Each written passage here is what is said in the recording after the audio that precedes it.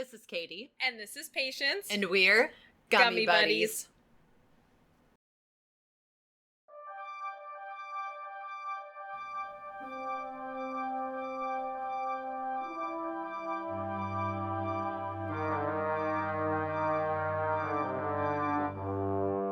Welcome back.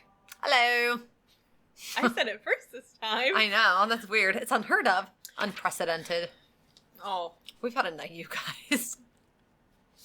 If you could see behind the scenes, the way we have rigged everything. My ring light broke. It got shocked and so it doesn't work, so we have this other light. It's a lamp from Dollar General.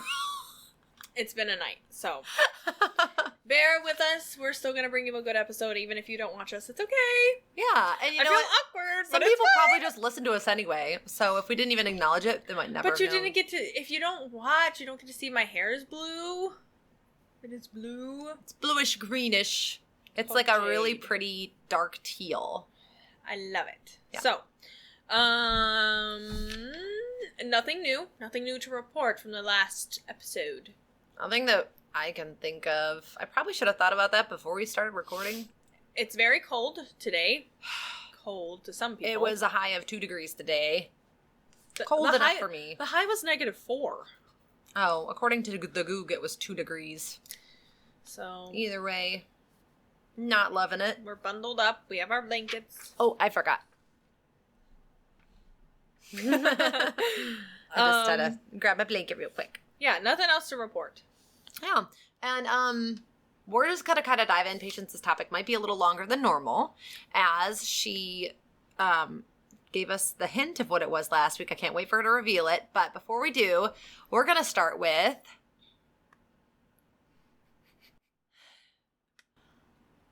Stop making me laugh.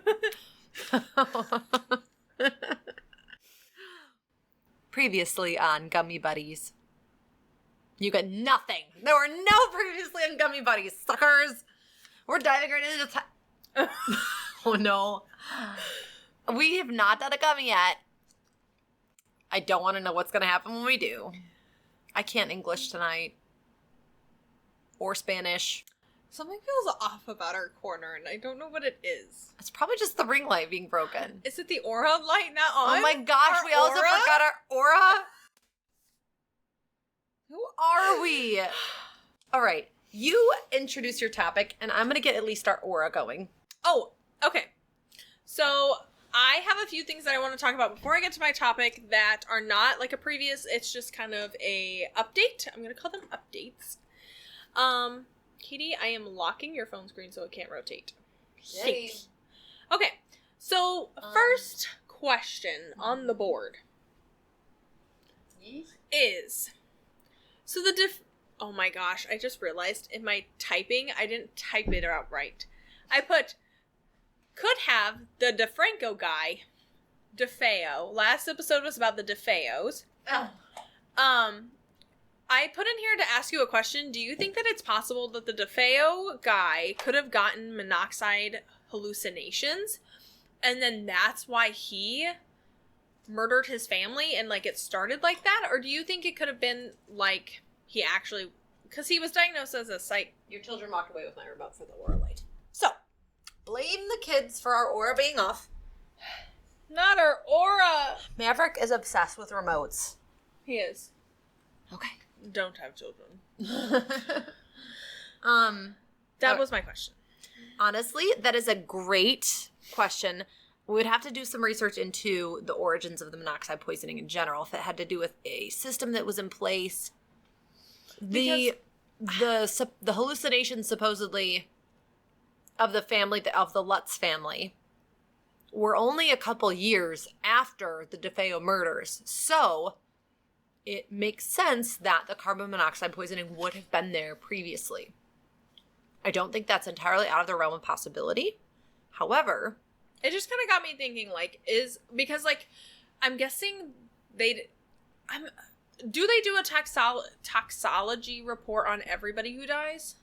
should we have clinked before this, or do you want to clink after? I want to click after. I have Okay. just a little paragraph of the next thing, and it won't be long. We can click. Okay. They did do a toxology report on the DeFeo family that was killed. But what about, like, he was alive. That's right. I forgot. He didn't die. I think they did drug test him, and because he was on drugs. Remember, he was doing heroin and LSD. Yeah. So that definitely didn't help the situation. Then, imagine if you were on those drugs and you had the carbon monoxide poisoning. Yeah, who knows? But I know he didn't always live in the house. Like, there was a point where he went into a facility or something, I think. Oh, okay. I could be completely remembering that wrong. Anyways, no, interesting to think of how that would have. I was proud of myself. I thought of something. Mm-hmm. It's like, good question. I thought of something. So, okay. So here's a new update. If you remember 10 episodes ago. Holy crap. We did the topic about the yogurt murders. I briefly mentioned it in the DeFeo one last episode, but I have it all typed up and I have the official, statement. So a quick summary of the ending of the story. 4 suspects were arrested and 2 of them confessed, but later took back what they said, saying that the police convinced them to say those things. They were convicted of capital murder, but later released due to the appeals of errors. Before they could try them again, advanced DNA analysis pointed to another person. No physical evidence ever linked those 2 men to the murders, and they were freed in 2009. Now, in 2022, they started to look into a .380. Ooh. I'm sorry, what? Ooh, girl, numbers are not my friend. .380.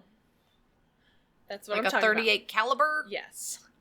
It was really hard for me to say that. Okay. Casing that was found at the scene. Remember, there was a casing there, and they couldn't okay. figure out. Okay, so they submitted it to the NIBIN system, which is the National Integrated Ballistics Information Network, which is like a database as DNA is for shell casings. Ooh. Didn't know that. And it appeared that the same gun was used in an unsolved murder in Kentucky, which had similar details to the yogurt shop murders. That was only the beginning because they had no obvious links of who did it because it was an unknown murder case, like an unsolved cold case. Now, if you remember, they had one piece of a chromosome, the YSTR strand. Okay. Since 2008, investigators have tried lots of DNA testing as the years, over the years since the database had grown. Mm-hmm. The investigators reached out to some labs that only tested the Y strand chromosome, and they got a match. The South Carolina lab was the only lab that responded with this match. Now, a few months later, they found a match for a case in the 1990 sexual assault and murder in Greensville, South Carolina. This led to a profile of Robert Eugene Brashers. I feel like I'm talking really fast. Not Brazzers. Brashers. God. Brashers. During this time, they go to the younger,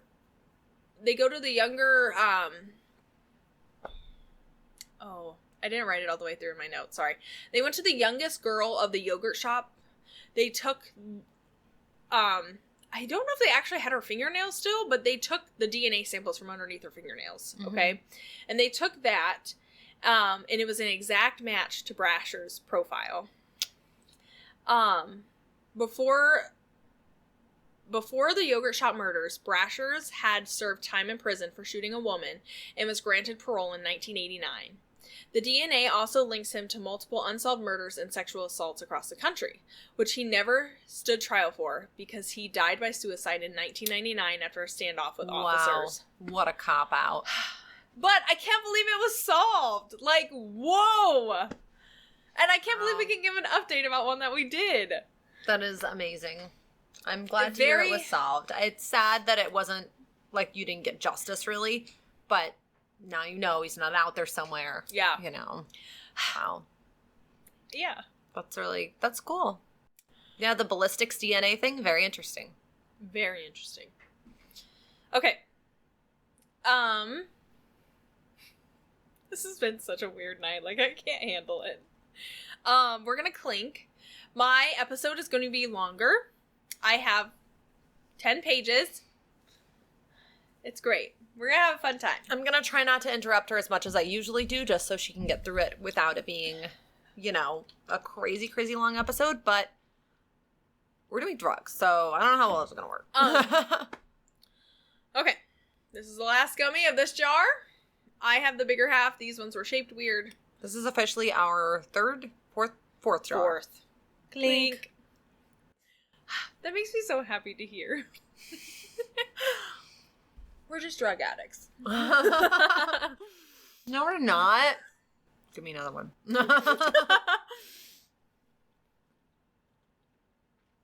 This doesn't even taste like that at all for me.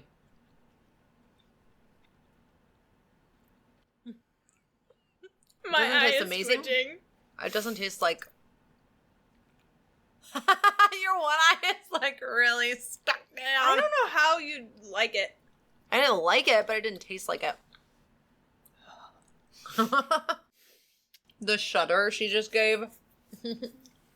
All right, we got our Alani's tonight. Mm-hmm. Alani, listen up. Sponsor us. I need a new ring light. Yeah. Ring lights aren't that cheap for the good ones. Gosh.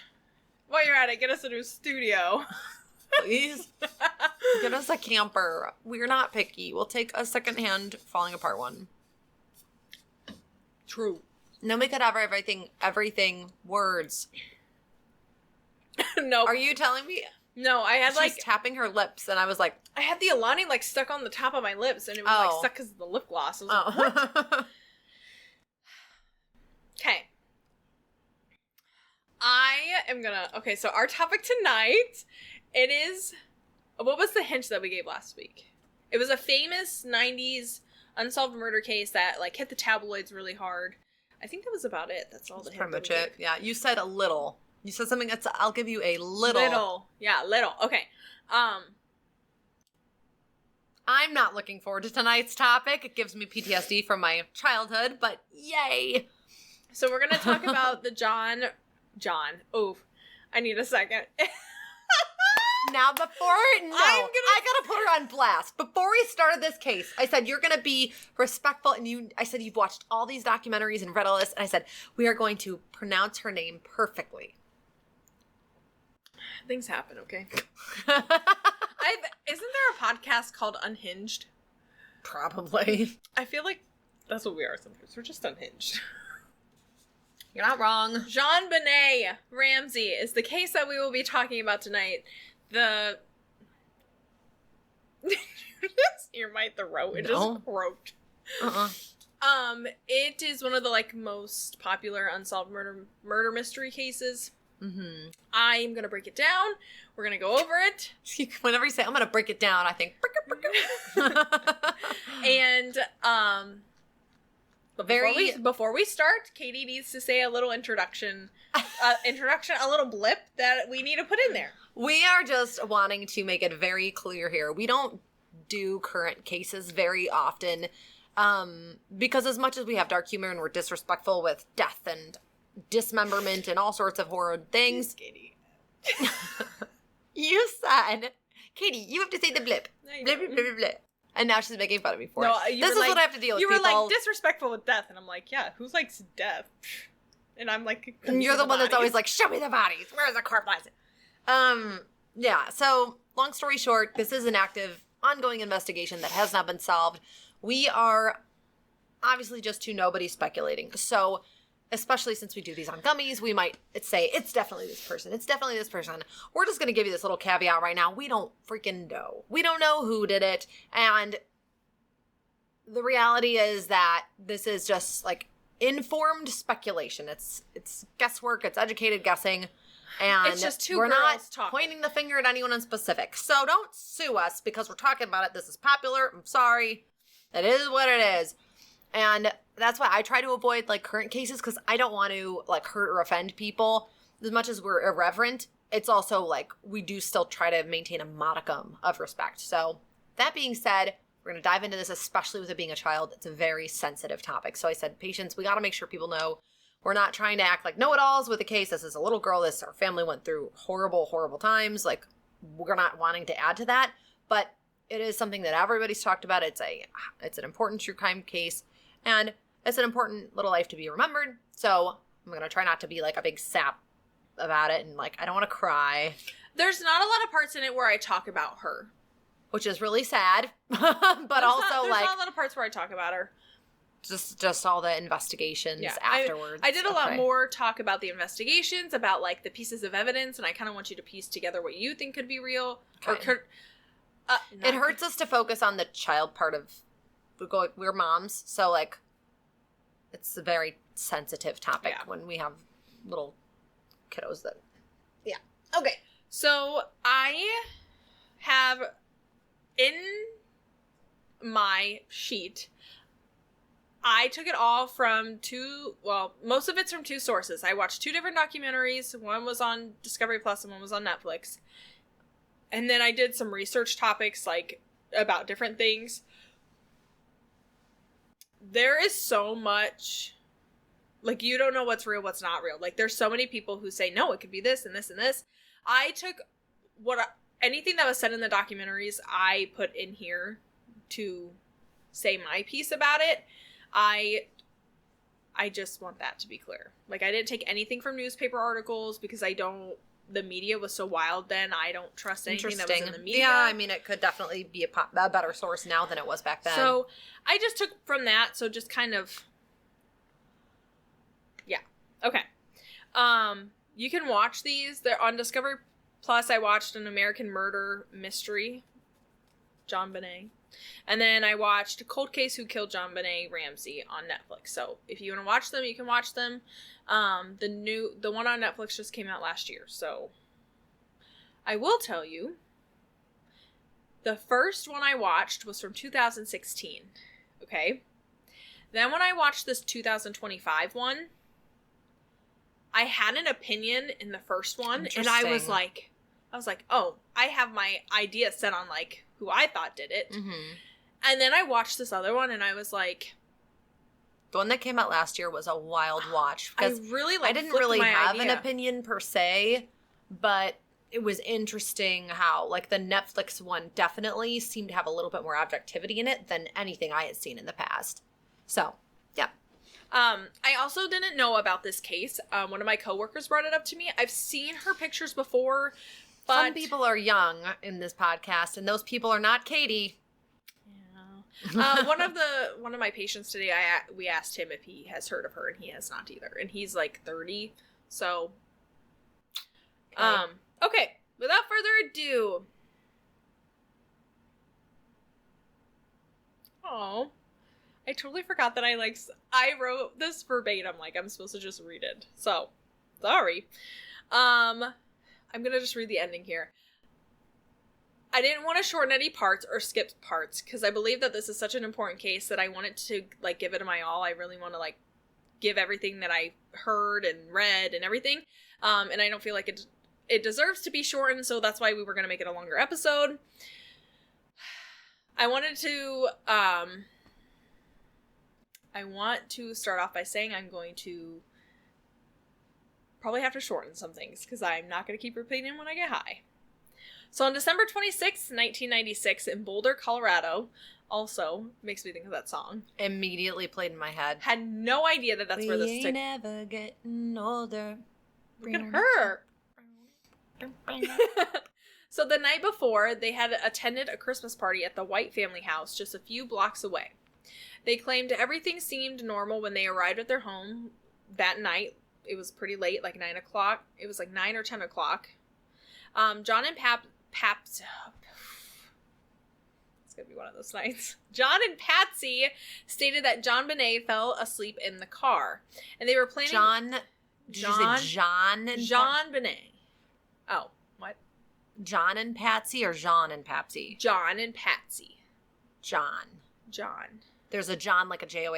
Yes. Is that the name of the father? Father, yeah. Okay, all right. Oh, I guess I should probably... John Ramsey is the father. Patsy Ramsey is the mother. JonBenét is the girl that is killed. Okay, because it was John and John. JonBenét is actually named after her father, like they did like in those times. Yeah. Mm-hmm. I'm saying, I would say Jean more just so it's like easier to...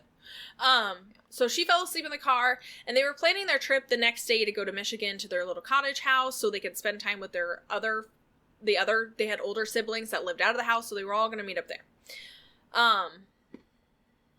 At 5 a.m., the 26th of December, 1996, I did not write the right year, Patsy goes to the kitchen as her daily routine of using the back stairs.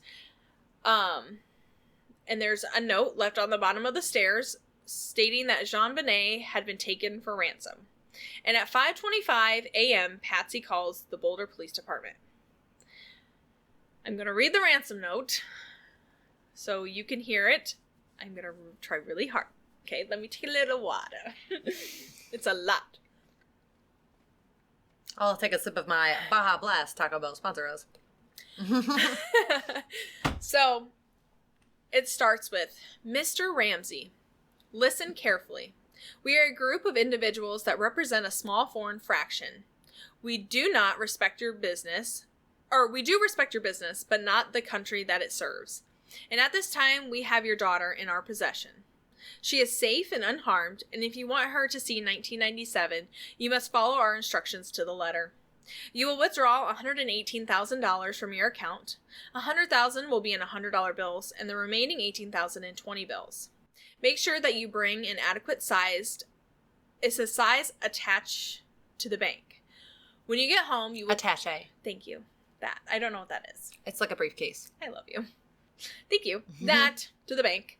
And when you get home, you will put the money in a brown paper bag. I will call you between 8 a.m. and 10 a.m. tomorrow to instruct you on delivery. The delivery will be exhausting, so I advise you to be rested.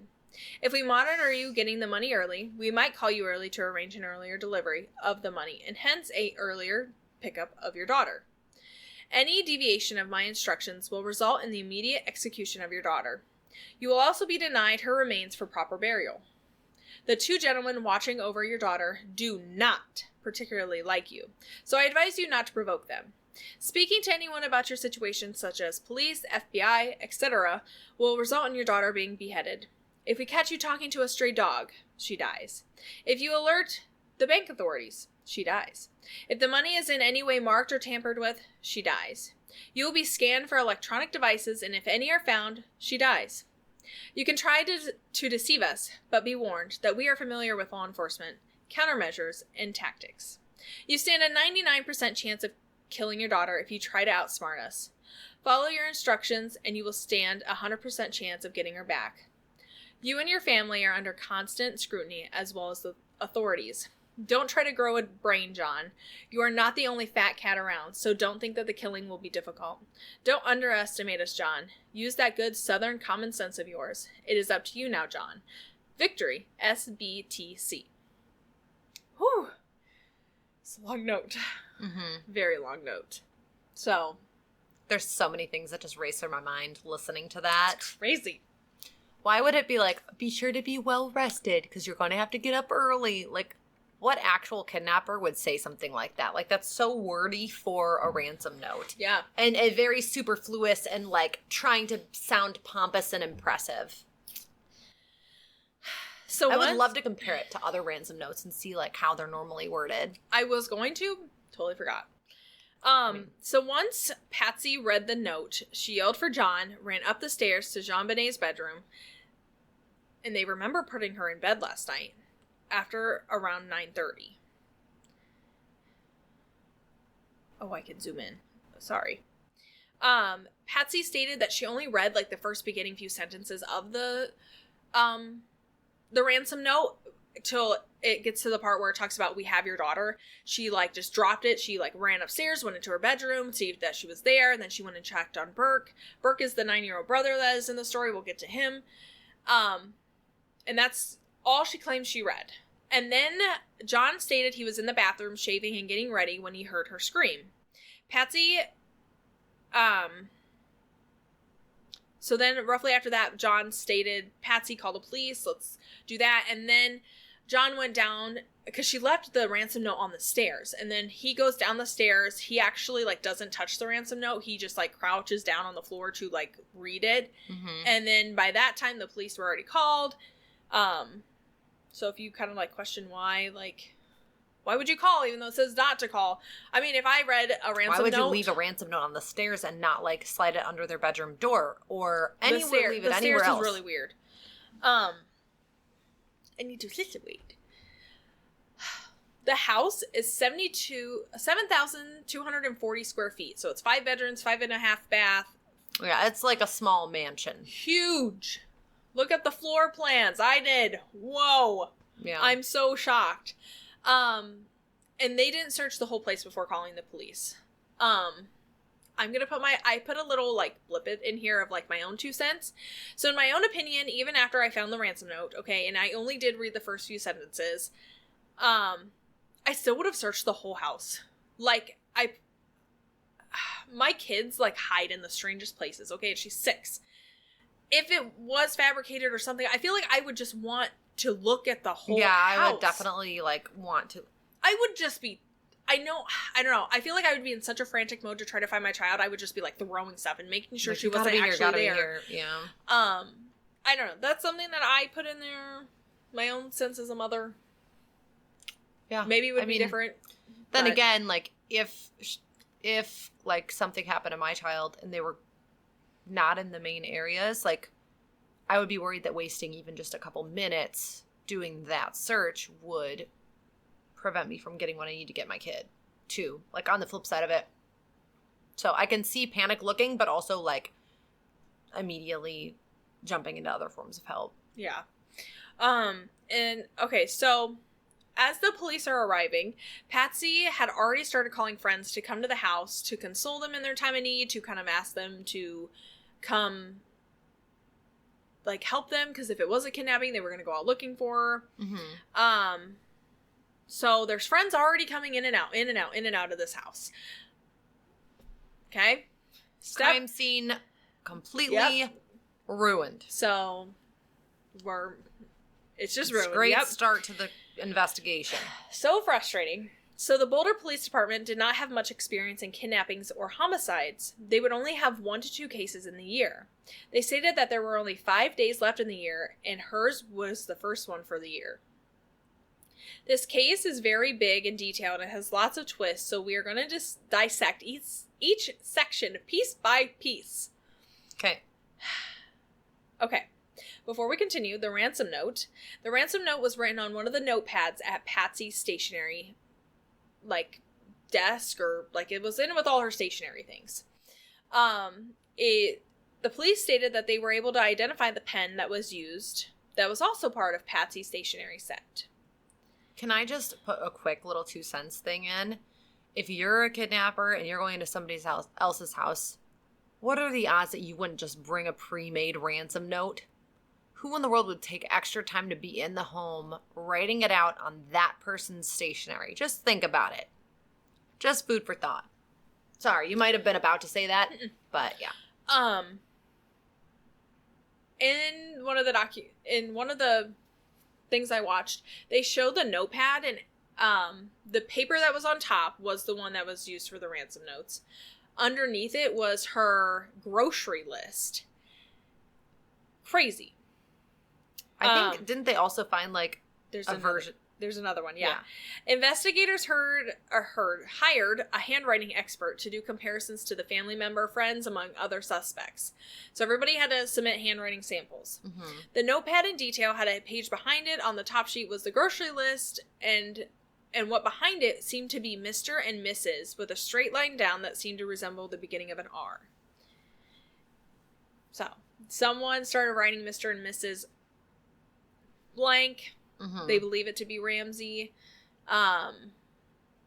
So that's interesting too. Like, why would it be, I don't know, the way the papers would have been ripped out and how it's all, like, layered, it's very confusing to me. So that was below the grocery list? Yes. Mm-hmm. Yeah. So, like, why would the Ramseys write Mr. and Mrs. Ramsey on their own stationery? Yeah. So, strange. But who knows? Maybe one of the guests were going to write something, or like, who knows? There were so many people in this house at the time. It is also unusual with how long the ransom note was. It's, my words are already getting messed up, Kate. So, it's unusual with how long it was. Typically, they're short and to the point of demand. Mm-hmm. And the amount was also strange for 2 reasons. As the majority of the amount in a ransom note is a round figure, such as $200K, $250K. 118. And it's normally at a higher amount. It's not so low-balled. But that was specifically, like, how much he had available, too. Oddly enough, as as well, the amount that was requested was $118K, was close to the same amount of a bonus John Ramsey had gotten that year. Convenient.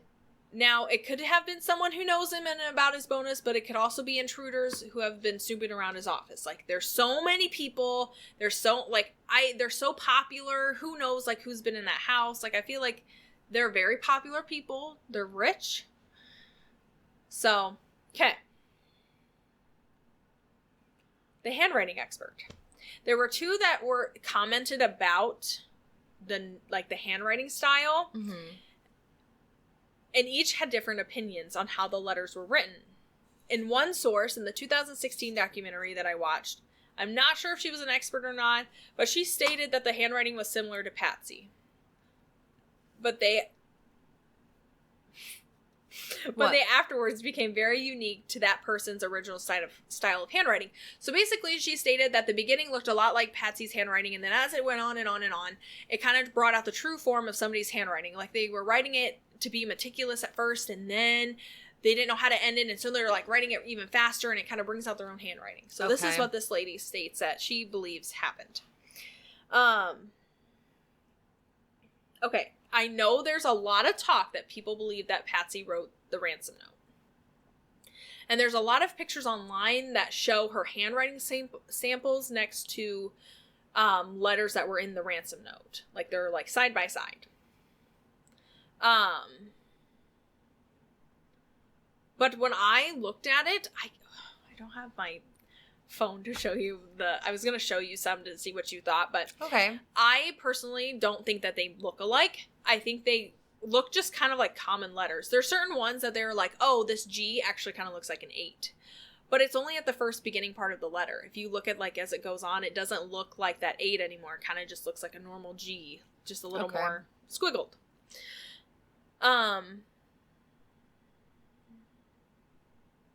Sorry, I lost my spot. Sorry.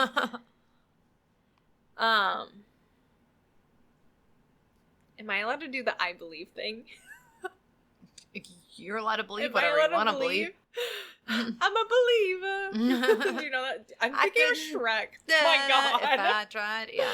Okay. I don't know the words to that.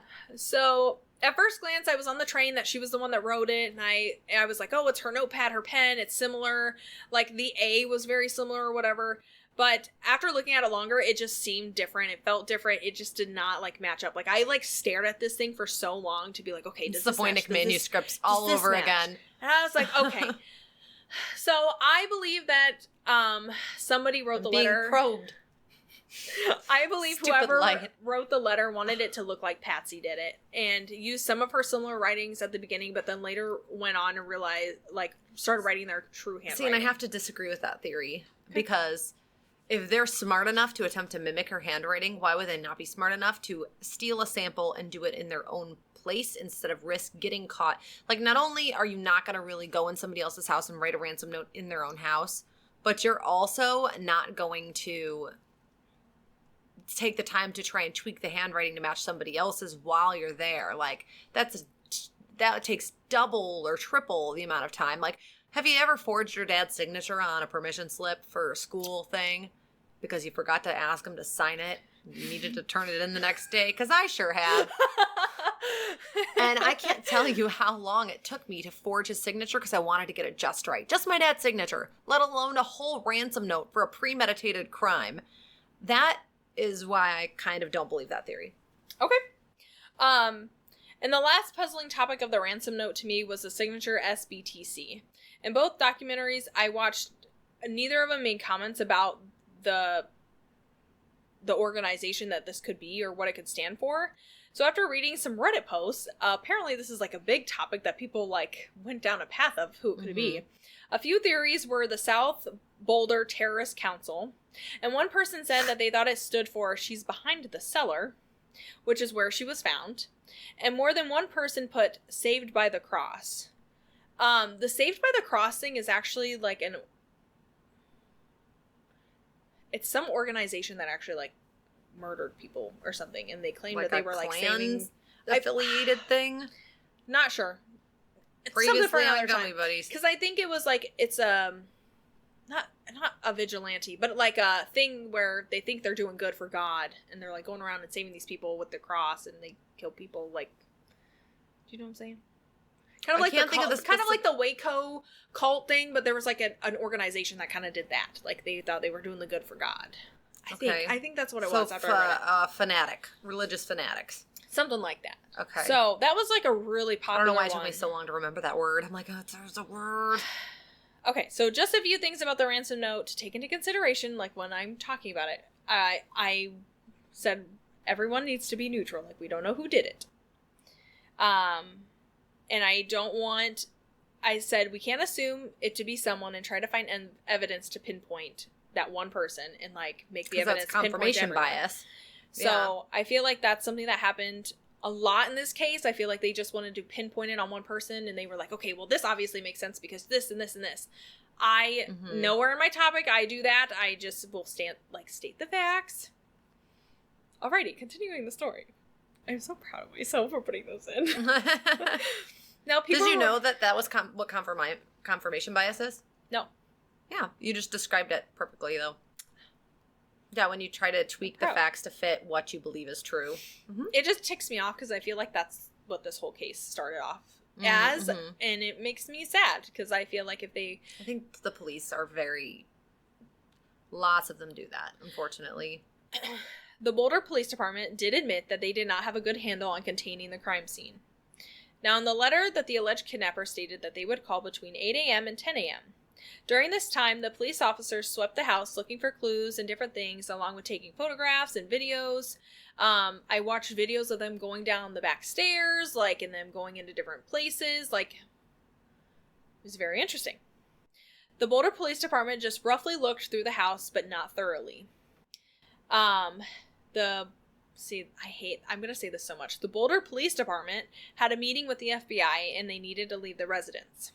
So they left behind one officer, so if the alleged kidnappers called, there was someone there. Now, a little more controversy. This officer, her name /is, I don't know if she's dead or alive. So, her name's Linda Arnett. Later, I think you said her name /is instead of was /is. I wrote it in there. Name is /was. Not sure if she's alive. You just said her name /is. It's fine. Later on, years later, she went on to Good Morning America, and she stated that she was afraid for her life being in that house. That she was looking into the eyes of the killer, and she's speaking about John Ramsey. Oh. She's saying this in this Good Morning America interview. During the time of the kidnapping, during the time that they're all in this house together, John was seen casually going through the mail. And according to Linda, that struck as suspicious behavior.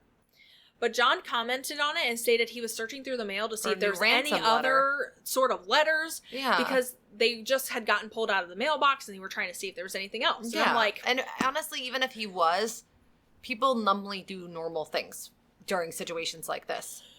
So to her, that was just something red about flag. It. Okay. I mean, to each his own. We weren't there, so. I have this itch right on my pants, so just ignore me shimmying. Okay. As people started getting restless, Linda Arnett told John Ramsey that him and his friend could search the house for more clues. She just wanted them, because they were like, what are we doing? That was the name of the detective? Yes. Okay. This woman. She let them trample all over the crime scene. Again, even more, after it had already been trampled on. But she was judging him for his behavior, and then she was just blatantly letting the crime scene go. Yep. By the wayside. And she has no experience. They stated she has no experience in homicide, kidnappings. Clearly. I can't remember what she was what she had done. I can't remember. It was something not as... Okay. And a lot of people, when you watch her interview, a lot of people are freaked out by her eyes. They're I don't know, they're glass green. Her eyes look freaky. And and her eyes are like this when she talks. And when she... Really? It's the weirdest thing. It was so hard to watch. So since... now John and his friends, they're gonna go start looking through the house for something that indicates where his daughter was or had been taken, where could they had come in at. So they started in the basement. Now some people, they struck this as odd, as suspicious of why would you start in the basement. This struck them as odd. Struck them as, I put now to some people, this struck them as suspicious. Okay. Is that English? No. It's good. It's good. Okay. And it's just like, why would you start there and not look in a room or like any other place? Why would you choose the basement? Well, for John, he stated that it made the most sense to start from the bottom up.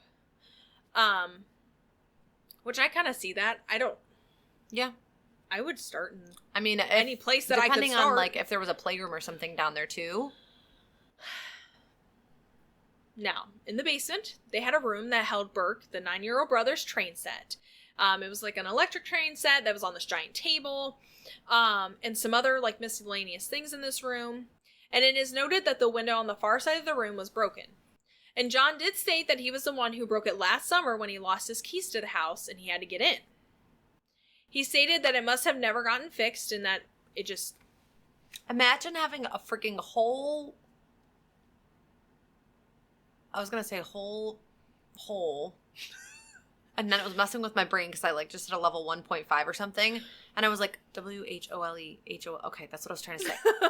Gosh, anyways, imagine having that in your house and not noticing. Like, not noticing a freezing draft of air in the winter. Or, I don't know. Yeah. At the bottom of the window was a blue suitcase, which was never normally there. But as John and his friend were searching the basement... I think I go back to that. He was checking every room.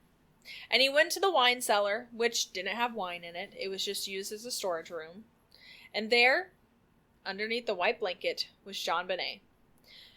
John stated he noticed that her hands were tied behind her back, and he tried to untie the knots of the rope. It was nylon rope. This gets sad. If you don't want to listen, skip past it. I'm making Katie... I would like to skip past it. No, I'm sorry. But it was so tight that he couldn't even undo it. He saw that he had duct tape on her mouth, and he removed it to try to get her to breathe, because he thought she was still alive. He scooped her up, rushed her upstairs to where the officer was, and laid her on the front rug. I believe it was the front rug right in front of the door. How old was she? She was 6. 6. A 6-year-old little girl. Laid her out on the floor, and like she was gone. Like there was not try to do CPR. No, I think I believe in the report it says like the officer checked for a pulse. There was nothing, and then they I'll get to this one part. I'm trying not to like go against my flow. So that's all they know. Okay, so she's dead.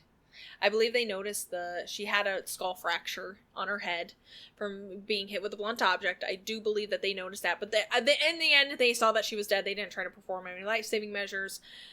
Okay, so the story about this broke out to the media. And when I say the media, like this, I believe that the media went crazy with this story because it was so popular and that things got so got jumbled up with like everybody else's stories, and they just wanted like money. So the media broke out with this, and it had the media had such a big influence on this case, and not in a good way. Mm-hmm. Reporters from all over the state stop it. Live from Texas Roadhouse. Reporters from all over the state came to get any sort of glimpse of what was going on, and the police didn't tell the media anything. Now, the media would be, like, out on, like, the front lawn, like, lined up. There was, like, just so many reporters. Like, So you're saying the police actually followed protocol and didn't tell the media something? I know, Shocker. Crazy. So, the only thing that they told the media was that the body of JonBenét was found and that she was not stabbed or shot as the result of death. Now, are you going to go over the exact cause of death? Yes. Okay. Now, for me, this begs the question of how did the police not see her lying on the floor? Why did they not thoroughly search the house? Well, according to the police, it was just simply missed. And they claim that the officer claims that the door was locked, and the door opens outward. And he claimed that it was locked. And then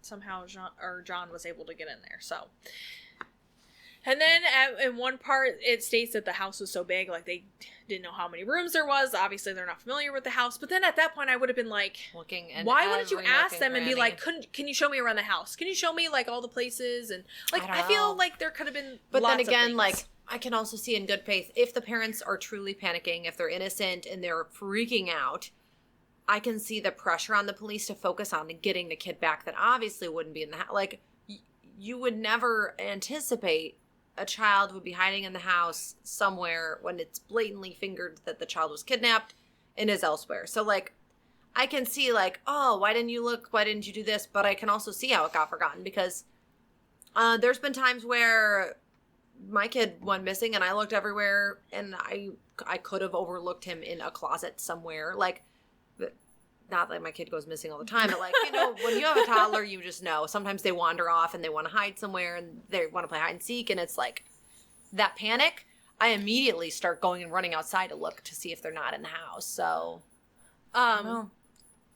tidbit, if you hear the squealing, it's the other heater. It's like negative something outside. It's really cold, so we had to have 2 heaters on. So if you hear it squeal, I'm sorry. Suck it up, Buttercup. Wow. We've been sassy to the earwax tonight because I was like, no previously on Gummy Buddies for you. You get nothing. And you're like, suck it up. We're just bullying them tonight. Well, to people who are unfamiliar with the story, how did she die? Whoa. I thought you were actually asking me, and I was like, I kind of know. Do you want to tell me how she died? Well, I said I kind of because I don't remember for sure. I want to say a garrote was possibly involved. I think it was asphyxiation of some kind, but I thought it was a garrote. But I, again, could be misremembering that. Yeah. I'll kind of explain it in more detail, but okay. Yes, you are right on the money. Yay. Her official death record states asphyxia by strangulation and no, I said I was going to say this right. Craniocerebral trauma. Is this the word you're telling me about? Craniocerebral trauma. That's how you say it. This was not the word? You said you were proud of a word. I don't know. There's more words in here that I used. Oh, you were like, there's a specific fancy long one that you were like, I did it. Oh, there's probably another one in here. Right. So she had been struck in the head with some sort of blunt object, and the only things that were claimed at the house that they thought that could have been used was there was a baseball bat that was found in the front lawn, and there was a mag light on the kitchen counter. So after the blunt force trauma, she was still alive. So she was alive during that time. Did it say specifically where on her head? What part? I believe it's up here. The reason I'm asking is like, was it at the very back where like if they just banged her head on the floor, it could have done that if the floor was hard? No, I do believe it's up here. Okay. I believe it's up here. So she was still alive when she got hit in the head. The reason they know this is because her blood was still pumping. Oh, hold on. Shoot! No, I can't be high yet. We're not even that far. It's like something to do with the blood still being able to pump and like inflame up there, like it was pressing on her skull. So that's how you know. So because if you die, your blood stops running. So if it was post-mortem, it wouldn't have been inflamed or like bulged. Mm-hmm. I believe that's how it is. I'm starting to get high, so I don't remember. So I'm sorry. So, like Katie said, afterwards she was strangled with a garrote. A garrote. A garrote. A garrote is a device that was used in Roman times in the 1st century. And it was a piece of rope or string wrapped around 2 pole points that was used to like wrap around a victim's neck, and then you would like pull it tight with both hands. For JonBenét, it was the same nylon cord that was tied around her neck. And the pole points that were used was from a broken paintbrush from one of Patsy's paintbrush sets. Sad part, skip if you need to. The garrote was so tight that John didn't even notice that it was there. It was so embedded in her skin that you couldn't even see it. The pictures were really hard to look at because you can just see like her skin was like pinched out from how hard that was tied. Very sad. I just pray that like she was unconscious when she was strangled to death. Like I pray that blow, like yeah, it sucks that it was pre-mortem, But I hope it just knocked her unconscious and that all that pain that would have ensued was not there because she was not there. That's my hope. It's very sad. Okay, we're too early in this episode. It's okay. So sad. She's 6. Okay, focus. So there was no evidence of conventional rape, although sexual assault couldn't be ruled out. Mm-hmm. There was DNA found in her underwear, but it wasn't semen. It was either saliva or other like form of fluid. And during her autopsy, they recorded that it appeared her vaginal area had been wiped with a cloth. So the DNA sample they had was in her underwear, but it was mixed with her blood. So it was even harder to get the sample. So this is the sample, the only sample we have. She has some under her fingernails too, but like the fluid one was like the best or something like that. I know they scraped her fingernails. The DNA, nope. You'd think there'd be a good amount of DNA on the paintbrushes if they're made of wood. The paintbrush handle also had traces of the DNA on it, but it was mostly just JonBenét's because they used it as a... Well, because she was probably... They used it as an object to molest her with. Oh. If that... Got it? Okay. Moving on. So that's what was on the paintbrush. The pathologist and other investigators are not sure, obviously, where this other DNA came from, so... It's just there. The Ramsey family offered to give them handwriting, blood, and their hair samples. And now a little background on the Ramsey family. John was married before Patsy and had 3 other children, Beth, Melinda, and John Andrew. Beth died in a car accident in 1992. Oops, sorry, we moved. Now, instantly the police thought Patsy and John murdered their little girl, and so did the media. Like, this was like a big... Like, right at the beginning, everybody just, like, pointed blame. Like, that's how the tabloids would run their story. It's like the lady all over again. Dude. You are so nuts. I had never heard of that until it popped on my Facebook the other day. And I had never heard of it until that day. That's so sad. It is so sad. That's a whole case in and of itself, so we won't go into detail, but very sad. The whole dingo ate my baby, it came from that. It's sad. Everyone made fun of her and... The kid stuff is really hard. Yeah.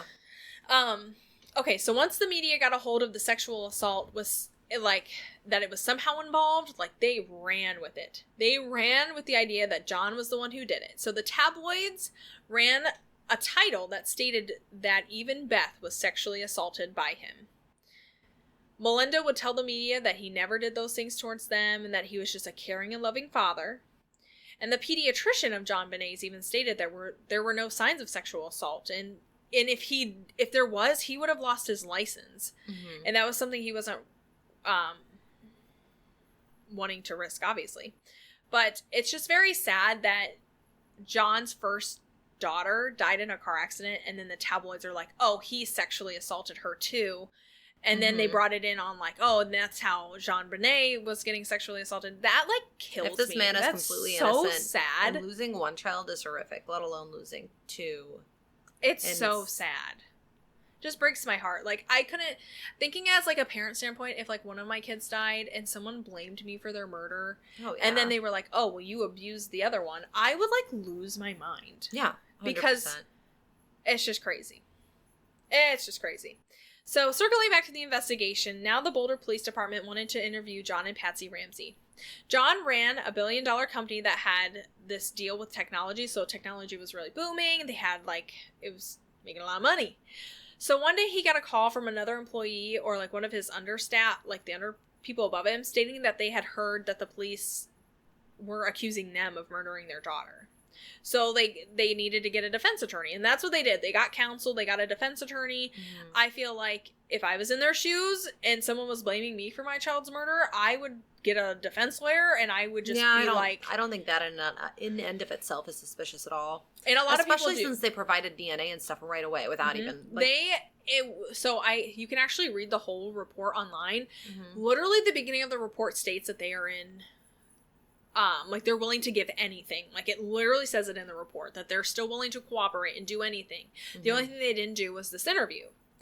And they're like, why wouldn't you do an interview? Why wouldn't you just give them all you got? I feel like if my child just died, I don't think I could be interviewed. I don't think I would be in a clear enough headspace. Yeah. I would just be constantly thinking about, like, how sad. I don't know. I feel like it'd be devastating. I would just want my privacy, and I would want to figure out who did that to my child. But to them, that's suspicious. So the Boulder Police Department took this as a sign of them being guilty. Now I see both sides of it, with them not doing their interviews and wanting to be helpful, but again, it's a grieving thing. So, but before they did their interviews at the Boulder Police Department, because they eventually did it, they did a live television interview with CNN. And that was the first interview that they ever did, was with CNN. Mm-hmm. And everybody was like, oh, you can go live on television, but you can't talk to the police department? But if I was being accused by the police department and, like, I could tell my side of the story to national news, that has already been running the story. At that point, it sounds like they probably... How long was that after? How long was it that they agreed to do the interview after the death? 15 days. I would have lost all faith in this police department by that point if I were the parent. Do you know how angry I'd be and how resentful I'd be that they didn't solve it? Mm-hmm. Yeah. So I'd be like, I've already given you everything I can give you. Basically, at this point, I have nothing more to contribute towards the investigation, because if I give you something useful, you're not even going to recognize it. And B, you're just going to twist it around and accuse me of something that I didn't do. So I kind of get it to a certain degree. Yeah. So during this interview with CNN, Patsy, I'm going to quote exactly what she said. Okay. Patsy states, "And if anyone knows anything, please help us. For the safety of all the children, we have to find out who did it." And a lot of people thought that she staged this and she practiced her behavior. But Patsy was a beauty pageant queen. She was the winner for Miss West Virginia in 1977. So a lot of people, in my opinion, because of this, people think that she is acting or putting on a performance. But to me, it just seems like a grieving mother who had lost her child. Because when you look at her, she just looks like she's not there, but like she's speaking. Like she just seems so out of it, but like talking. I feel like if I was like in that same boat, I would be so different. I would be so numb and so like out of it that I don't feel like I would fully be there. Yeah, I would definitely be in a zombie state, because at that point, you know your child's not coming back. Yeah. Like, you want to know what happened, but you're so like, there's no going back. There's no saving her. So like, you can beg, but at the end of the day, she's gone. And it just would hurt to exist at that point. It's very sad. So I just for me, that's how I pictured when I watched the interview. I just saw it as a grieving mother. I didn't see like anything about anything else. So during this, I mean, look at the murders that have been on the live media, because there's been like a couple cases I've read about where the murderer was interviewed by a news station and like boldly on the microphone with the newscaster, and then come to find out that was the actual murderer. Did they like not confess, but were they giving like certain things about the case? They were just like acting like as if they were a friend of the family or a neighbor or something, and then come to find out it was that person. Katie, do your research. Interesting. Previously, never heard of that. Yeah. So during the same interview, Patsy said, "There's a killer on the loose." So then the mayor of Boulder responded to the media about this comment and stated that there wasn't a killer on the loose. But in the grand view of the whole thing, there still was. Someone still murdered the child. How can you say there's not a killer on the loose? Yeah. That, like, ticks me off. It's because he's trying not to make himself look bad. It's just so annoying. Like, why would you do that? So the parents...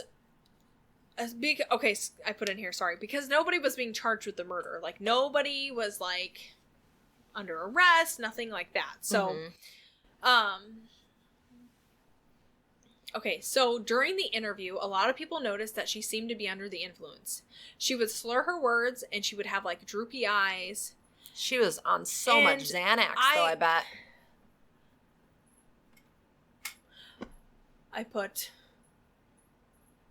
I assume it had to be some sort of sedative just to calm her down. Because, again, in my opinion, if it was my child that got murdered, I would be hysterical. And I probably wouldn't sleep. I wouldn't eat. I couldn't understand. I could, like, understandably seeing her being on meds.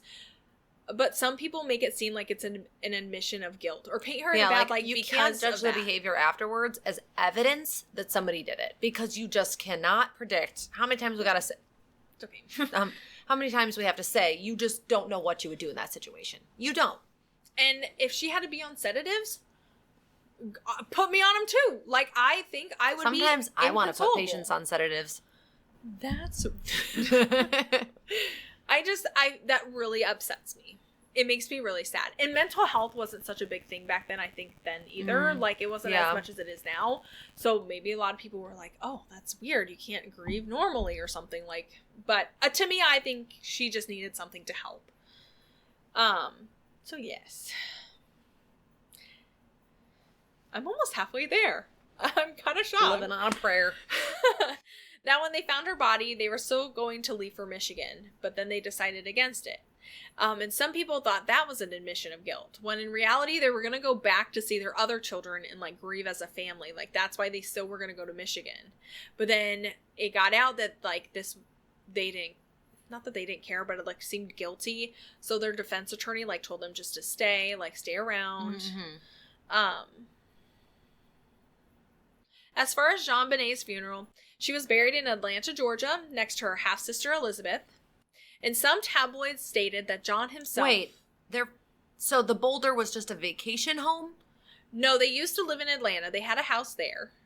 Then they moved to Boulder. Okay. And they had a house there. That's a nice Boulder. Okay, so they brought her back to where they were from originally. Yeah. Mm-hmm. Got it. So... some tabloids stated that John himself flew his private jet to Atlanta, which was false. He didn't even own a jet, but the tabloids said that he was doing vaguely remember stuff. that from, yeah. And again, the media, I think, had such a big influence on how people think and how this case was brought about. It just makes me mad. Like, it makes me mad. It makes you not trust the media, for sure. And now with deepfakes, it's like even more ability to spread false news. Like, that's why, like, some of the things that's are on the news, I'm like, I feel like I can't, like, trust any of it, because, like, how much do you know? Unless you're there in the moment, I feel like you can't. I don't know. Anyways, continuing. There were rumors of Patsy fake being sad because of the way she was even dressed. Like, she wore really big hats, but that was, like, something that her family did. They wore really big hats. And people were like, that's weird. Or she would wear the really big gaudy sunglasses, and people would be like, that's weird. And I'm like, why does it matter how somebody's dressed? Like, she's just grieving her child. Like, and there's, like, a video of her going up to, like, her casket and, like, putting her hand on it, and where people claim that she was just faking that whole interaction. Like, it was so weird. Like, I don't understand how someone believes that could be fake, but maybe I don't know psychology enough. Interesting. If anything, putting a hand on the casket would be like, yeah, it sounds like no genuine reaction from her was perceived as. It's like because everybody believed, winning. Because of the handwriting, everybody believed Patsy did it, and they're like, oh, she's just faking it, fake it. I'm like, at the end of the day, if that was her child, how could you not grieve? I don't know. Anyways, so the week after, they arrived back in Boulder, and they actually attended a church service on Sunday. So the media was surrounding this church. Oh my gosh. With these big old cameras. Imagine, how can you be a news reporter that does that? Imagine being a news reporter that completely disrespects the privacy of a grieving family. I cannot get over that. So then one cameraman goes up, and they're actually at the church doors, like in her face, walking down the sidewalk with it in her face. And everybody in the public eye didn't think that this was just an acting stunt. They thought that this was all staged and she was acting. And none of them just look at it as a mom just grieving. So basically, the church doors open. There's people of the church lined up on the sidewalks, and people are hugging Patsy. They're shaking her hand. They're they're laughing or like giving like little chuckles, and they seemed this as not normal behavior. Like, okay, but in retrospect,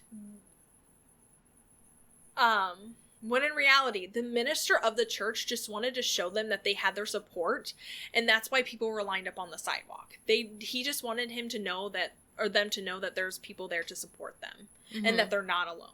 And I'm like, that's literally understandable. I feel like if you're going to church and you want to, like, I feel like they would need to be supportive of you. Yeah. It's just strange that everybody thought that was like a guilty thing. And I'm annoyed at the dang heater. Stop squeaking. We need an... It stopped for a second. Use my witch powers. Imagine if that did it. Katie, use your witch powers. Right. I would freak out. Remember how we were like, oh, what if when you're high you actually like turn into a witch and have magical powers? So cool. You can ISS it. All right, I want to do a level check. Level check. Ha. Mm-hmm. I'm at like a 2. That's about how I feel. Okay. Are we still doing good? Yeah, I'm good. I'm just cold, so it's making me like sleepy because I'm like cold and then I get mildly warm and I'm just like listening. Okay. I sipped the rest of my Lonnie. I was finishing off another can, so I'll have to get a new one. Okay. My arthritis in my hips hurts, so I really hope it kicks in good. And yes, I have arthritis. So we're going to circle back to the DNA. It seems like if we could just match the DNA, we could have the person or persons of interest, you know, we could find it. It would be that easy. Like if we could just find the match. Well, 20 days after the murder, January 15th, 1997, the DNA sample showed that the Ramseys did not match with the evidence found. The DNA evidence. But the lab didn't share this information with the public. They didn't share it with the media. It was just the Boulder Police Department and the Ramseys Council. But the Boulder Police Department didn't disclose that information to the media. And even if John and their counsel said, oh, it shows that I'm, like, cleared, there was no record of it saying anywhere. Like, it was, like, hidden in the background. Like, even John could say it and say it and say it, but there's no proof of it until it's, like, you know, proof is in the pudding, like, you could show it. Yeah. So, So a few months later, the Ramseys family finally agreed to do a police interview. And they would not let them interview Burke, the 9-year-old brother. During the interview, the way Patsy would answer her questions seemed coached, and during the interview, they presented pieces of evidence that suggested Patsy's involvement, which she denied and insisted on retesting and to find the real killer. It did strike me as odd that they wouldn't let Burke be interviewed until a year later. And some of the responses... They were so scared it was actually... Because I think part of them was scared it was their son. Imagine, like, if I thought there was a slight chance that Colin killed Caden. Imagine, like, me wanting to find out, but also wanting to protect Colin from his life being ruined. Even though it's wrong and he needs help and he should be, you know... I don't know. So some of his responses did match up with, like, how Patsy would word things. It was like... Like he had been taught what to say? Yes, like he was also coached, like, in some of the things he says to this... I mean, I would coach my 10-year-old kid. This interview, he goes, I do not recall. And that's how Patsy would say, I do not recall if that happened. And so it just kind of struck as odd that, like, a 10 or a 9-year-old boy is, like, saying this, because that's not, like, normal language for a 9-year-old. I would say that, like, after, like, hearing him talk, he sounded like a very, like, sophisticated, like, 9-year-old. They're also rich, so they're gonna speak a little bit more eloquently than... So because Burke wasn't interviewed, the media spun that Burke killed her. So now there's this story that he potentially was the one that murdered her, and, like, people start fabricating these stories of how it happened. That was not the oven. No, these are not the beeps you're looking for. So there was an interview with Patsy. I can't remember where she did this interview at, but she talks about a time that she was... Sorry, guys. I bumped. I was trying to put my slipper back on because I'm cold. So she talks about a time where her and Burke are at the grocery store, and she just kept telling him not to read the papers, not to be listening to everybody, like, just focus on what we're here for, like, just pay attention. And she said there at the checkout at eye level, the tabloids had a headline picture of Burke, and it said, it basically said, you know, Burke killed her. And for a 9-year-old to see that, like, that the world is talking about you and saying that you killed her, I feel like that would be really hard for as a parent, like, how do you explain to a kid that the world is out to get you? Like, I don't know. I feel like that's very hard for a parent. Unless there's evidence that he knew how to make a garrote. That's a pretty advanced. Now, I could see a sibling killing another sibling with, like, stabbing or a gun but a garrote? Like, I don't know. And I kind of see why. Like, they didn't let him be interviewed. Like, they were just trying to protect him on some level of, like, save him from, like, the gory details, the things that he doesn't need to know. Like, yeah. I don't know. Because I feel like that would severely screw his brain up. Mm-hmm. Like, if you did it at such a young age. Yeah. I don't know. So years later, I don't remember what age he was, but there was a nighttime special. I believe when I read this, it was in 2016. There was a mock-up of how a 9-year-old child could kill their siblings. And showed how he would have pulled it off. And Burke ended up suing the network and got some large sum of money, like $750 million or something like that. But then, like, another thing, the media. Why are you recreating mock trials of a 9-year-old who could, like, why? Mm-hmm. Why are you doing that? That's so weird to me. I don't know. I think it was about the money because the ratings would go up. I don't think you also understand. This case was an obsession. I mean, every news station, like, for weeks to months, over and over and over, speculate. Like, it was such a sensation. It's as sensational as everything that's going on in the media right now. And it's like, yeah, you're right. All the freaking tabloids. And tabloids back in the 90s were popping off. That was where the money was at, the zines. You didn't just have highlights. You didn't just have National Geographic. You had people, all these ones that you see that you don't actually see as much anymore, but like 90s, it was big. I just can't believe how different the world is now, you know, like everything being online and free and accessible. But back then, you're like, do I want to shovel out $10 for this magazine so I can read this one random article? You didn't really have other ways to find it out because, like, TMZ wasn't a thing. It's crazy. Crazy. Man, I'm old. Okay, continue your story. Consummate we could have done. Okay, so since this case wasn't making any headway, the public was demanding answers. The DA, I'm going to call them the DA, so the district attorney office stepped in and said, I'm going to send my own investigator in and find out what's going on. So this guy's name is Lou Smit, and he was a highly respected officer and I believe he was a homicide detective. I can't exactly remember. He's been on the police force for like 40 plus years. Like, he's very well known. Mm-hmm. They also claimed like he was the Sherlock Holmes of the police force. Like, he's just such a good investigator. Okay. Lou Smit believed that this was an intruder that did all this to JonBenét and not her parents. And he showed evidence of how this was true. First, the window. The Boulder Police Department believed that they couldn't have been the point of entry because no one could fit through the window. So Lou Smit proved them wrong. In the first observation, the grate that was on top of the window, so there's a grate, and then there's kind of like a space, and then there's like a window here. And, you know, police said, like, no one can fit through there. Like, you can't fit down that grate and get inside. Like, that's not possible. Well, he didn't the investigator himself? Yes, Lou Smit showed them just how easy it was, and he like crawled down in video evidence of it. You can actually see the video online in the documentary. They actually show him going through it. I'm like, how do you think someone wouldn't be able to get through that window? That's so interesting. Was there snow on the ground? I will get to that. Okay.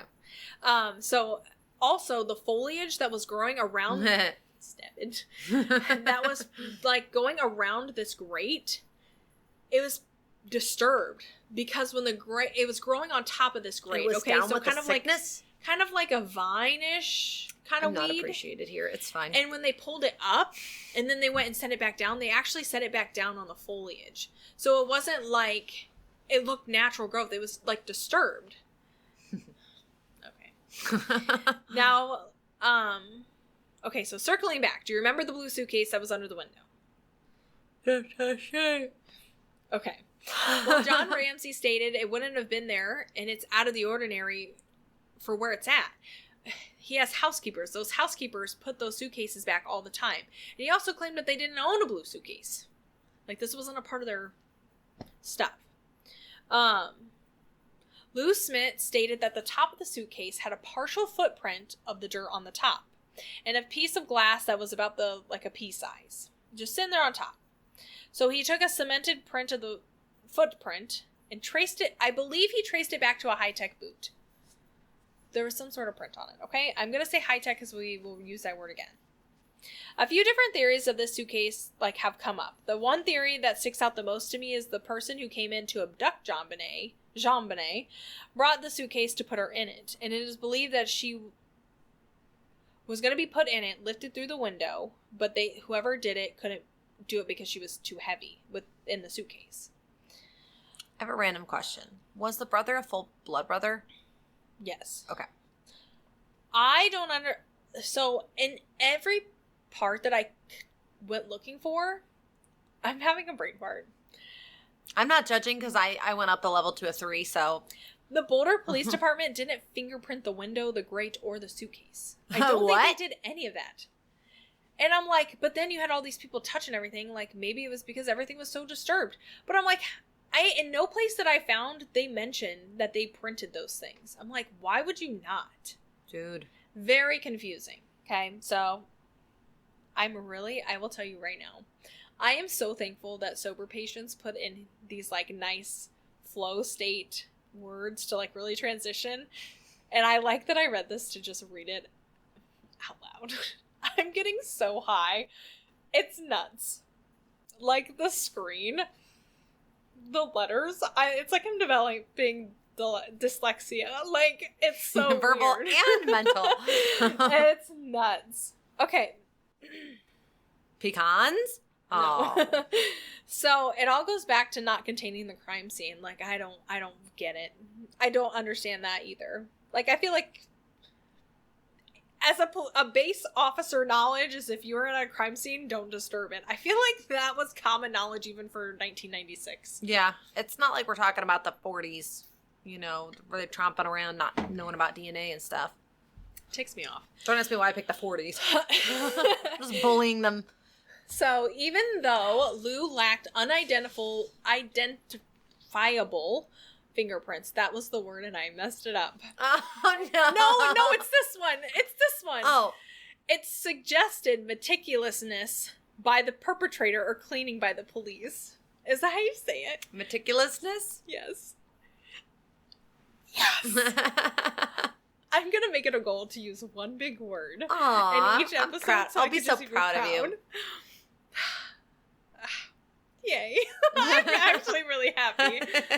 So Lou Smith took a look at the autopsy report and pictures, and he noticed visible burns on JonBenét's skin. There's one that's on the side of her face, and then there's two that are on her rug burn from the struggle. I don't know. The one on her face I don't know about. But the other two that were visibly on there, I don't remember where they were, but there's a picture of them. I believe it's somewhere on her side. On her side. Patience is trying to show me the little skin on her side.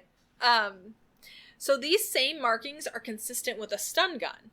And Lou went and took a pig skin, because it's the one that replicates the human skin the most. Uh-huh. And he burned it. And made those same marks. And it made the exact same marks at the exact same diameter.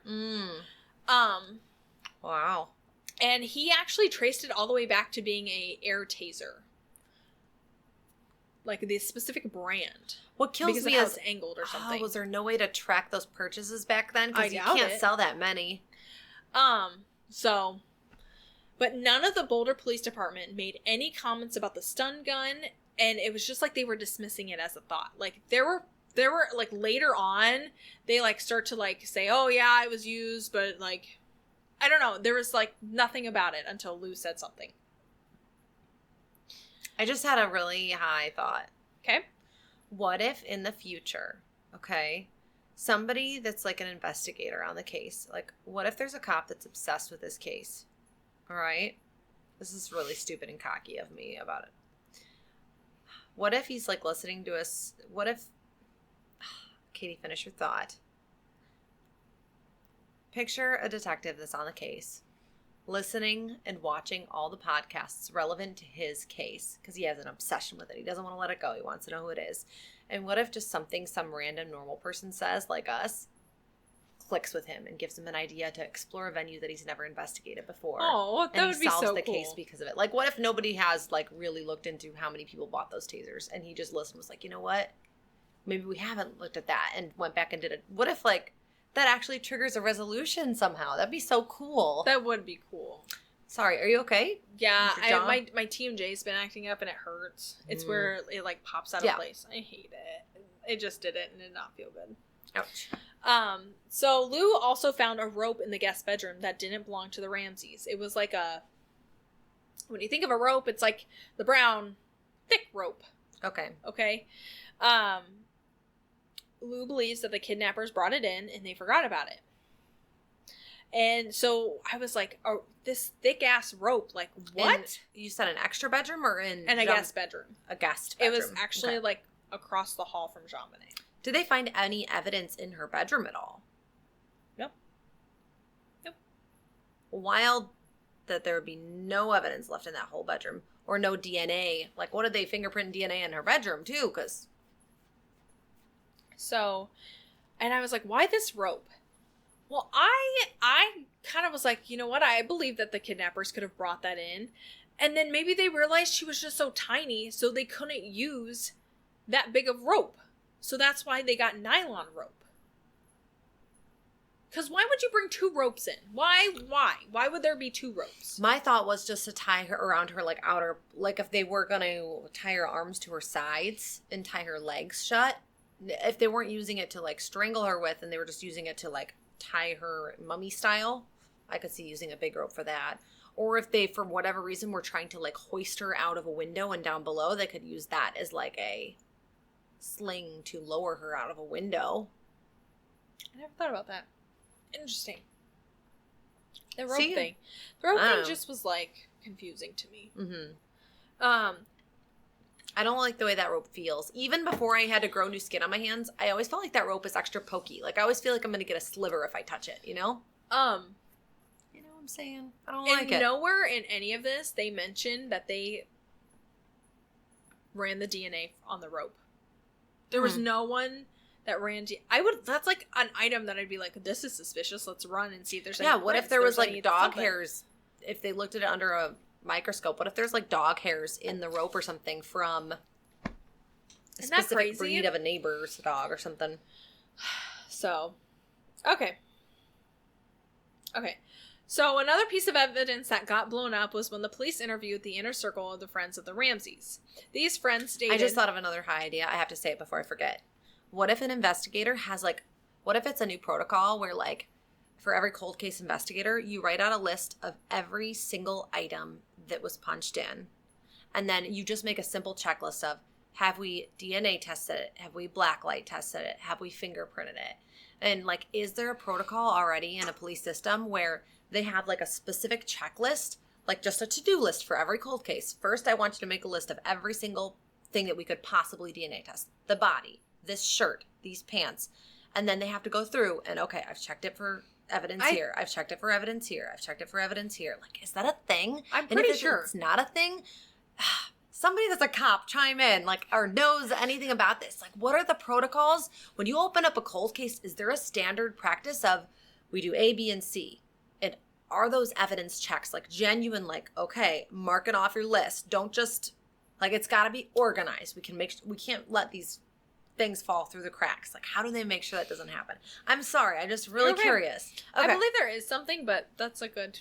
Yeah, like, what standard practices are there? Do they have an SOP manual? We could be officers.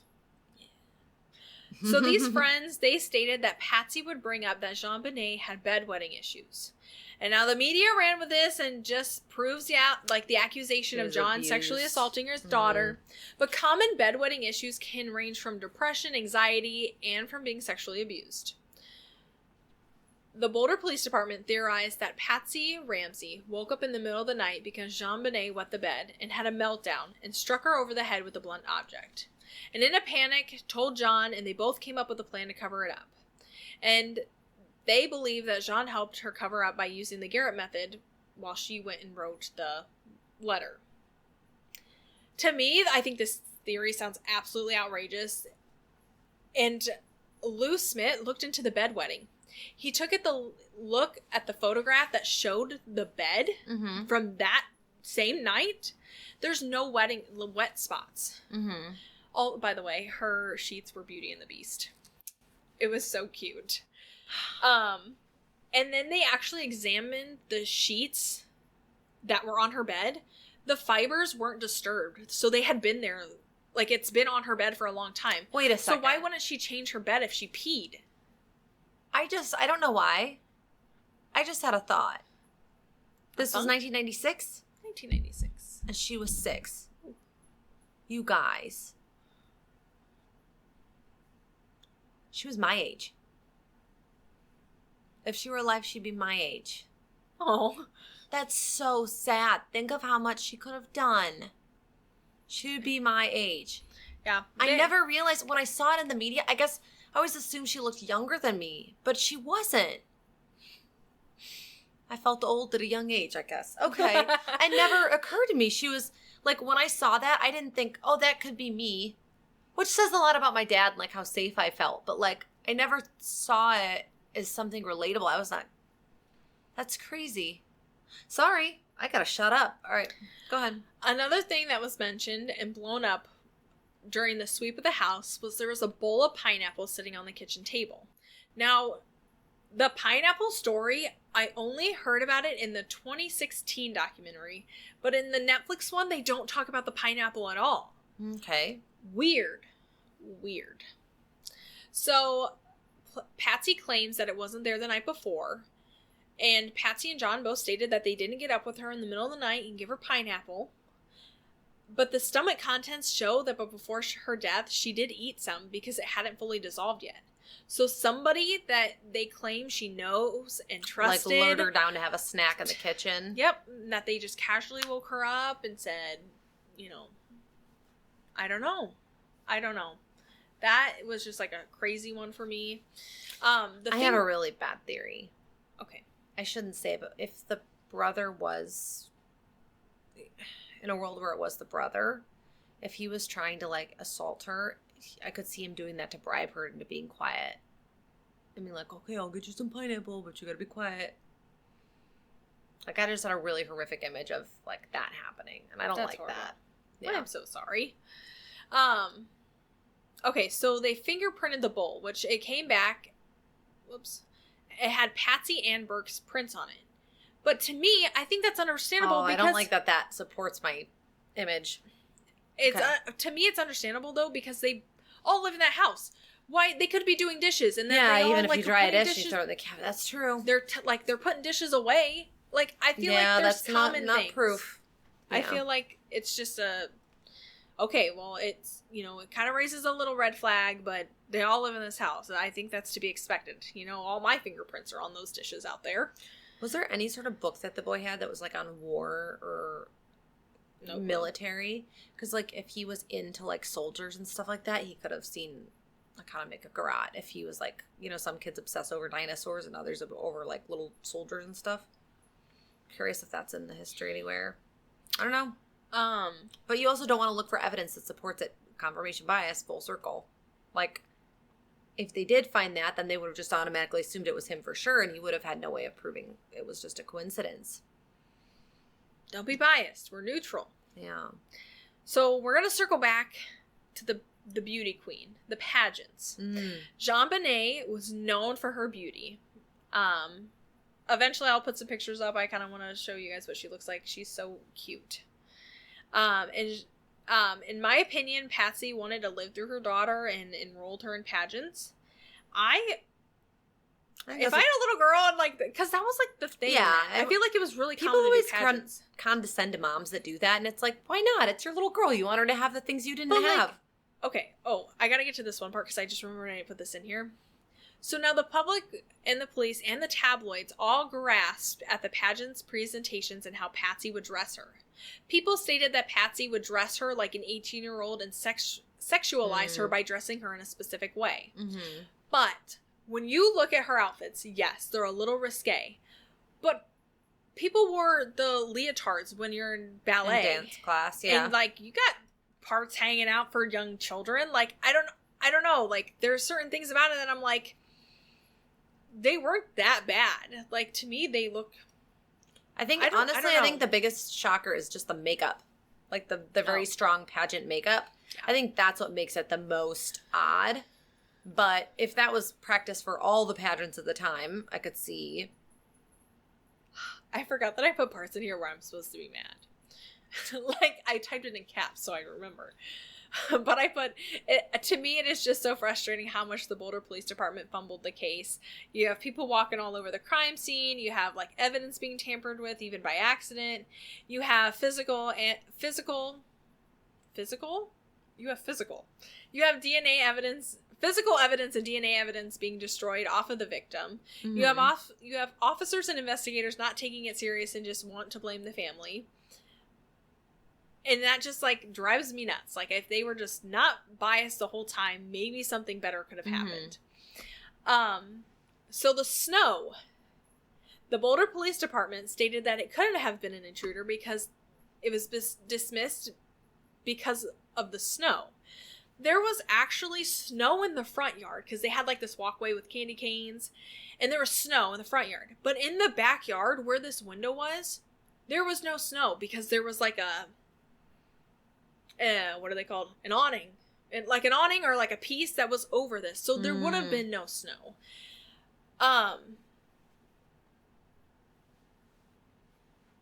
Okay, even if there was no visible snow prints, there are other cases that we have talked about where prints get covered up. Remember the avalanche story? Their prints were actually under there. It was just they were so deep because of the new snowfall. So they're still in there. So you can't just sit there and say, oh, there were no footprints. Well, by this time, it was already, like, spring and it had already melted. So, because nobody decided to look or think, we accumulated something. Yeah. I'm like, come on. Okay. So, the media was in a frenzy. The talk shows were in a frenzy. There was Five Iron Frenzy, a band at the time. So, Patsy brings up in one interview, and she talks about this show that did a mock trial about the case. The one that was sued? No, different show. This is a different one. So let me tell you, I'm actually livid. I told myself I would need to be mad about this, because this ticks me off. Okay. I'm so angry. So, it's called the Geraldo Riviera. Geraldo. Thank you. It's Geraldo Riviera. That. Right there. Gosh, he staged a televised mock trial where a 6-person voluntary jury went through evidence to find if the parents were liable for her death. During an interview with one of the volunteers going over this case, she's an older lady. I think she's like 70s. She claims to be a child abuse expert. Okay. And they started watching a video of JonBenét performing. Oh, my words, they're getting hard. I need a second. I think both of us are having a hard time with words right now. I think we're at the same level. So she started, pull it together, get it together. I thought we were at the same level. So after they started watching this video, JonBenét performing for a senior citizen center for Christmas. Oh, yeah. Calm down, Patience, because you got to use your words, right? Get it together. And you're angry. She claimed that JonBenét appeared to be masturbating to this saxophone. Oh, I saw that video. And she wasn't. This little girl. She was being nasty. She's like in an elf costume. Yeah. And that ticked me off. I can't remember the song that plays, but it's like the common song. And it has that nice like saxophone like break in the middle. And JonBenét just picks up this saxophone. And she's just like dancing with it. She's just dancing and she's like fake playing it and she's going like this. I'm like, that's something I would do. Even as like, okay. Yeah, that was, I remember seeing that and being like, no, that's just a kid being a kid. Like, I was like, let me tell you how delusional this woman was. Yeah. That ticked me off. How sick in the brain do you have to be to think that when you watch that? That's what I'm like. I'm sitting there like, you think you're an expert. I think it's because you're obsessed over finding inappropriate behavior or something. Documentary. I was like, they had the video playing as she's saying it, and I was like, are you absolutely nuts? Like, how? It's like night and day difference of how that's being interpreted, and it's so stupid. It absolutely disgusts me that an adult, a grown woman, who probably has her own children, can just instantly go to a place like this and claim that Patsy was grooming her daughter to do this. As another parent to another parent, I could never think the worst of you because you, like, taught your daughter to do that. Or, like, to play with a saxophone. I would never think about that to another parent. It just, like, oh my God. It just ticks me off. Sorry. Oof. No, I am. Worst part about this, one of the worst things about this case. So after Patsy had seen this, she actually went to bed for 2 days because she was just so mortified of this claim. And she, like, just would not get up to eat. And I would be the same way. I would be the same exact way. So, months later, the lead investigator, Steve Thomas, resigned from the case, which influenced the DA's office. And since they were still going nowhere, the DA office put together a grand jury, which is where they select 12 members for a jury, and in this case, there was no defense. It was just the prosecutors. John Ramsey wanted to testify in the case, but ultimately he was told no in fear that he might charm the jury. Even Lou Smith wanted to testify, but received a letter that he was denied. And in this letter, it states, and I quote the actual letter. Okay. The grand jury has received your letter requesting to appear before it and to make a presentation of an intruder theory in the JonBenét Ramsey murder investigation. The grand jury has taken your request under advisement and has directed me to notify you that your request is denied.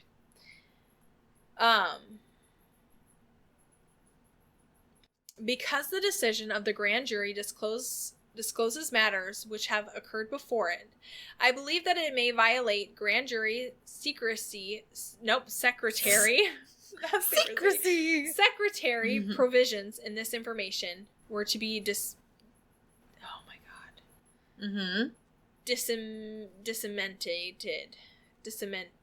basically discussed to anyone. I would therefore advise you to seek the approval of the supervising... Disseminated. Thank you.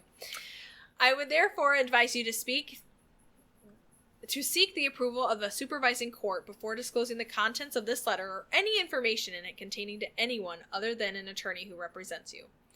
So in short terms, it means that he was not allowed to discuss the case about anyone. He wasn't allowed to discuss the letter to anybody. And the only person he could discuss it with was his counsel. Now, the prosecutors actually come on the Netflix show and they're like, no, we didn't send this out. We didn't do this. But, like, it's an official letter. Like, it's the official letter. I don't understand how you can say you didn't do it. And Lou stated that the police were going to submit a manufactured story and not provide all the evidence. On December 22nd, 1998, Lou resigned from the case under the DA's office because he didn't want to be a part of something where someone was wrongly convicted. But he continued to work on the case and educate his family and close friends of the case before his passing on August 11th? For some reason that doesn't sound right. 2010 from colon cancer. And it just makes me, like, the fact that he was telling his family and his friends to, like, keep going, like, find those answers. You just know he was a good guy. After all those years still doing it. So during the grand jury investigation, the 12 members went to the house and they were actually able to go inside and wander around, which I didn't think in a grand jury case you could go to the crime scene. I thought it was all through, like, just pictures. I didn't think you could go there. They paraded them around. Yeah. Isn't that nuts? Didn't we talk about that with another case where they brought the whole jury out to the murder point? I feel like we talked about that before. The lesbian girl who died in the hallway? No. Well, like to show the layout and how you couldn't have heard it. But the bystander No, yeah. I don't think so. Okay. I don't know. This is ringing a bell. It's very deja vu for me right now, and I don't know if... Okay. But I've read cases where they've done that before, and I always remember being like, wow, like a field trip. That's so weird. Yeah, I didn't know that. So they stated that the house was, like, really hard to navigate. Like, it was very, like, deceiving. What? Didn't I say that on the John Webster case? Wasn't that it? Like, they brought the jury out to the lab in the college to see... I think so. Am I on drugs? Yes.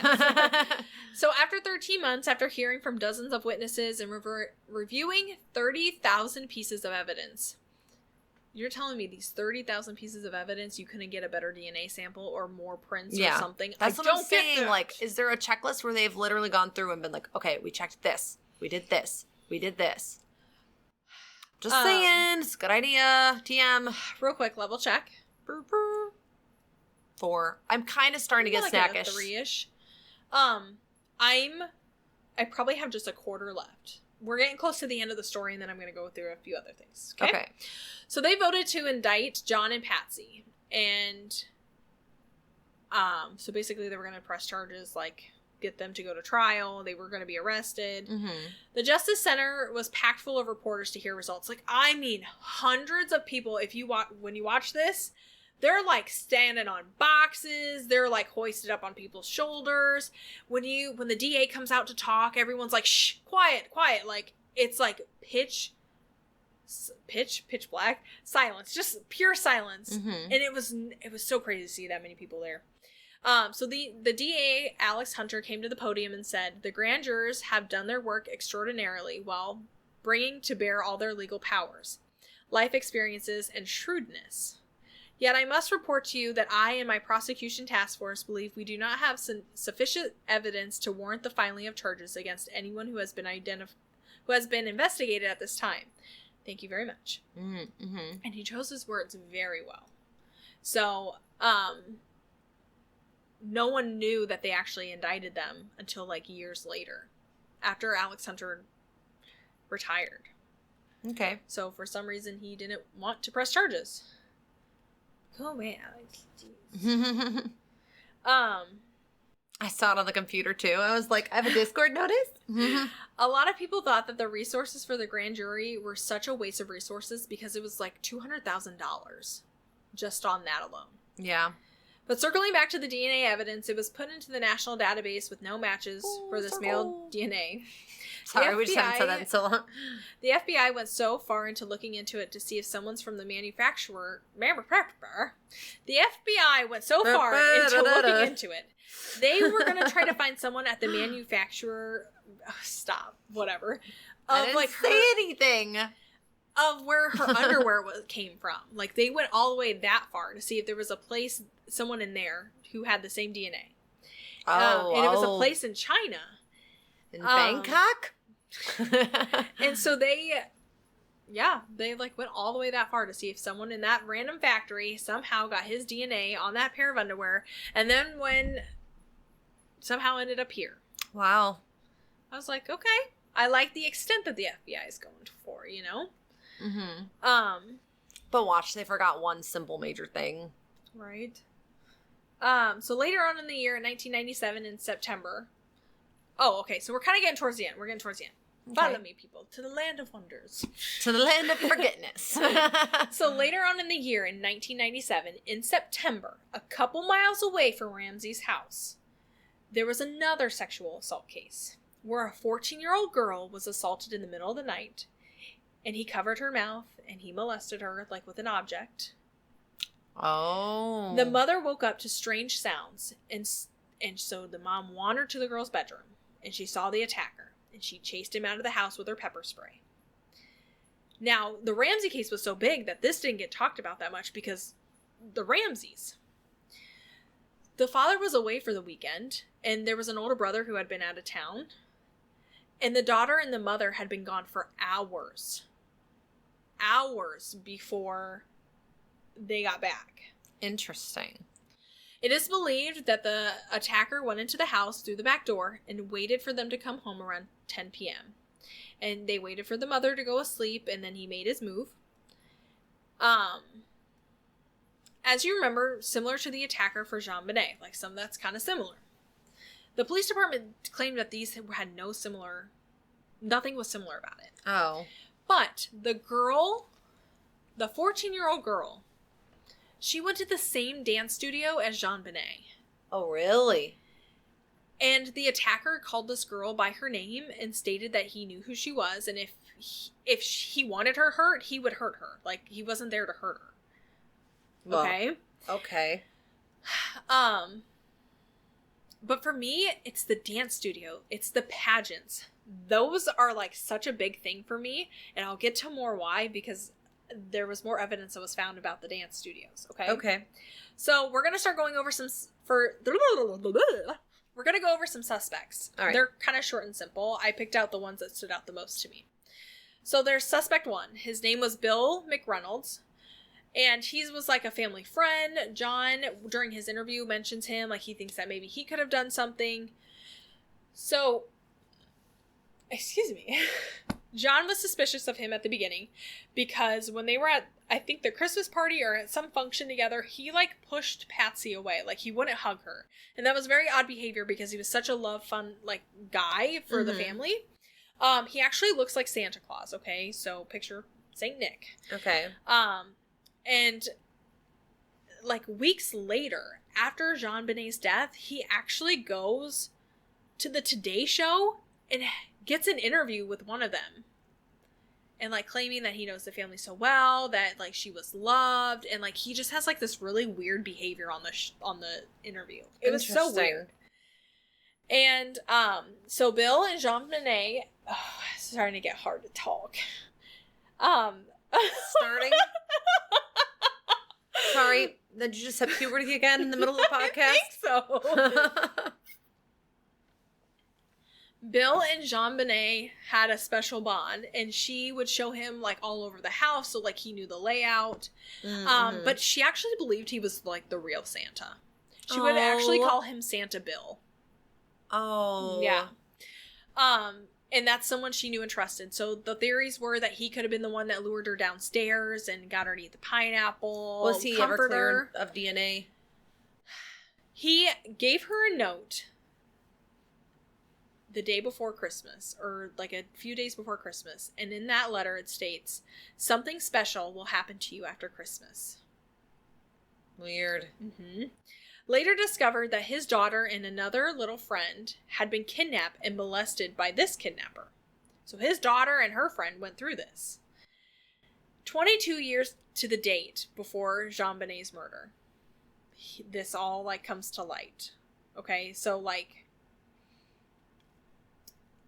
that's very coincidental. Is that how you say it?